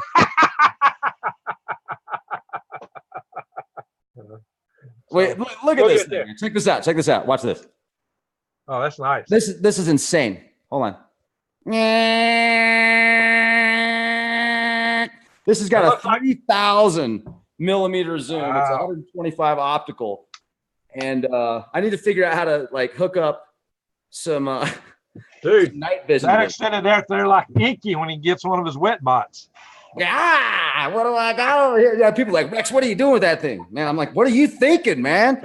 Jeez, now I need to get extra blinds for my house. It's making me wonder what other people are doing out there. What are you doing out in the woods with that thing, Rex? It's 3 o'clock in the morning. Oh, it's a bear, man. It's a bear. All right, folks. Rex Bear. King Bear. In my own mind. Now, the moonshots, though, are moonshots are epic. So, folks. So you can just about prove the moon is not a flat plate. Dude, the moon is a holographic plate that was built in a NASA basement, this one guy said. And I was like, I was like, man, I don't see it. I'm trying. Yeah, I can't confirm that it's a holographic flat plane, ladies and gentlemen. I would probably say that it's round and it's there. Now, here's the new conspiracy. Check it out. So before we close out, now you got me thinking again. And I rarely think. So this is a mind-blowing experience. I got this and people are like, see, I told you, Rex, the Earth's flat. There's no curvature there. And they're like, the number 6, 12, 14, 8, 6, 12. And I'm like, what? Dude, I took a picture of a mesa maybe, a mile away. So how does that mean the Earth, or a half mile away? And now you're saying that the Earth is flat, and I just proved it. And they're like, see, how come I can see these craters on the moon, but I can't see that tree on that mountain over there? I told you the moon's not that far away, and it's a hologram, Rex, and you're a Jesuit shill. Satanist. Go worship the devil. So what's up with that, man? Like, how does, are people really there in their mind? Like, do they really think that? Or is that just some bot? Yeah. Some people really think that way, Rex. They get a certain thing in their mind. We all got our own worldview, Rex. And once people set up a worldview, they filter all the incoming information according to that worldview just to reinforce what they already think. And that's the scary thing. So it takes a paradigm shift to get people out of that. But it's kind of like a little hole they just spiral into, and some of these worldviews are really cranked up there quite a bit. So it takes work to get them out of that mind frame. And once they're in it, boy, they just don't accept anything that's opposite from what they want to hear. The dogma they believe is all they want to hear. Absolutely. That's one thing that I love about the Leak Project and the people that listen to Leak Project is we're bringing so much information to the table. Like, it's your decision to decide what you want to believe. And I'm going to bring all aspects to the table, and you make your own decision. Now, I'm not going to go down rabbit holes that I think are BS, Now, there are guests that I've had on the show in the past, and I'm not going to say any names, but there have been guests in the past I've had on the show that I certainly don't agree with on anything. But I don't think there's anybody that I've ever talked to that I agree with 100% about everything that they've ever said. So I find it ironic when people come on the channel and they're like, and they'll say stuff like, well, Rex, I used to follow you, but you had this one person on the show and he believes in this. Or, you know, it's like, okay, so is there a channel out there? All over the spectrum. I've seen it. You've had all kind of people, and people that definitely not agree with each other. So you're just out fact finding. You're trying to get information. You have to go to all sources to get it together. If you want to see what the jigsaw puzzle looks like, you got to look at it from every angle. And so that's a fact finding thing. That's a good thing. That's what I like about your show is you entertain anything and everything and all kind of stuff. Now, sometimes I need to come along here and help you out with a little bit of the scientific explanation for things, and Will Barker does a little bit of that too. And but anyway, you have a great program. It's that the cool thing you bring to it is that you pull together a huge audience and you ask a lot of questions, and you're trying to get to the bottom of what is the truth, what is the reality. And then the reality is none of us really know. You know, everybody may think they know what the universe is and how it all fits together. There's like, what, 7-8 billion people now? So, yeah, that's 7 billion people now. Every one person thinks something just a little bit different. So either one person's right or we're all wrong. And I bet on the latter. We're just a bunch of lost souls groping around. Boom! What is? I think that was a bazinga moment. What you just said right there was a bazinga moment. Either one person's right or everybody's wrong. But just ask most people and they're going to say, I'm right. I'm right. I'm the expert. You don't know anything. I know everything. It's just like this. That's a great point, man. See, Greg, expanding minds. Well, we've had fun tonight. We've extolled the hypothesis of the aphid people, sex bots, of everybody being wrong, which makes all that wrong too, I guess. But we've had some fun here. It's conspiracy fringe entertainment, ladies and gentlemen. And if you find something useful out of it, fantastic. And also make sure to check out the website. Now, also your website. So your website is gregsgreenwormfarm.com. Well, okay. I've got different versions out there. Green Greg's Worm Farm, or you can just go to greengregs.com. It'll take you to the worm farm website, which I use for selling and shipping worms. I actually do sell other stuff here locally. I sell worm tea, worm castings, but I don't ship that. That website is set up just entirely for people wanting to buy worms from me to ship. And eventually I will change it and alter it and do other things with it. I've been using a funky old piece of software called Web Easy, which is anything but easy to use. I need to change my tool set, especially as I'm getting into set up a YouTube channel. And so I'll try to start getting more content out there and things. So who knows, this video might get me fired, and I mean, need this stuff to lean back on. So you might have to help me out there, Rex. Oh man, I certainly hope crazy. So I might get fired for what I'm saying here. I hope you get a promotion. People that's one thing that's interesting is you work with some of the brightest minds in the world. And I'm sure that some of them are right there with you and some of them are not. And it's just about compartmentalization. But geez, heck, if I was in a position where I had an opportunity to give you a raise and a promotion after watching this podcast, I would. And unfortunately, Rex, I don't. I don't speak for anybody else. I know you don't. For NASA, I'm not speaking for any other company, group, or organization, any of those with which I belong. I'm just making conjecture here tonight, and I'm speaking for myself and just having fun. We're just kicking things around. I'm not saying anything is a certain way. I'm not saying it's this way, it's that way. You know, I'm not talking absolutisms. Wow, this is the answer. This is this. This is that. Just throwing out possibilities to ponder. Awesome.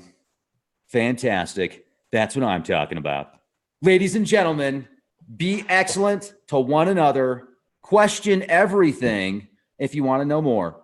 And also, subscribe to my channel if you haven't already, and go to leakproject.com. You'll get access to over 2,000 podcasts. Many are exclusive. And if you want one of these 5G shielding Leak Project caps. I've only got a few of these Mark II left, so then they're going to be gone forever. Limited edition. They literally block up to 30 gigahertz. So there you go. Every good conspiracy theorist needs a good tinfoil cap. Be the change. Conspiracy practitioner. Yes, conspiracy theorist, practitioner, hypothesis, quantum physics entanglement.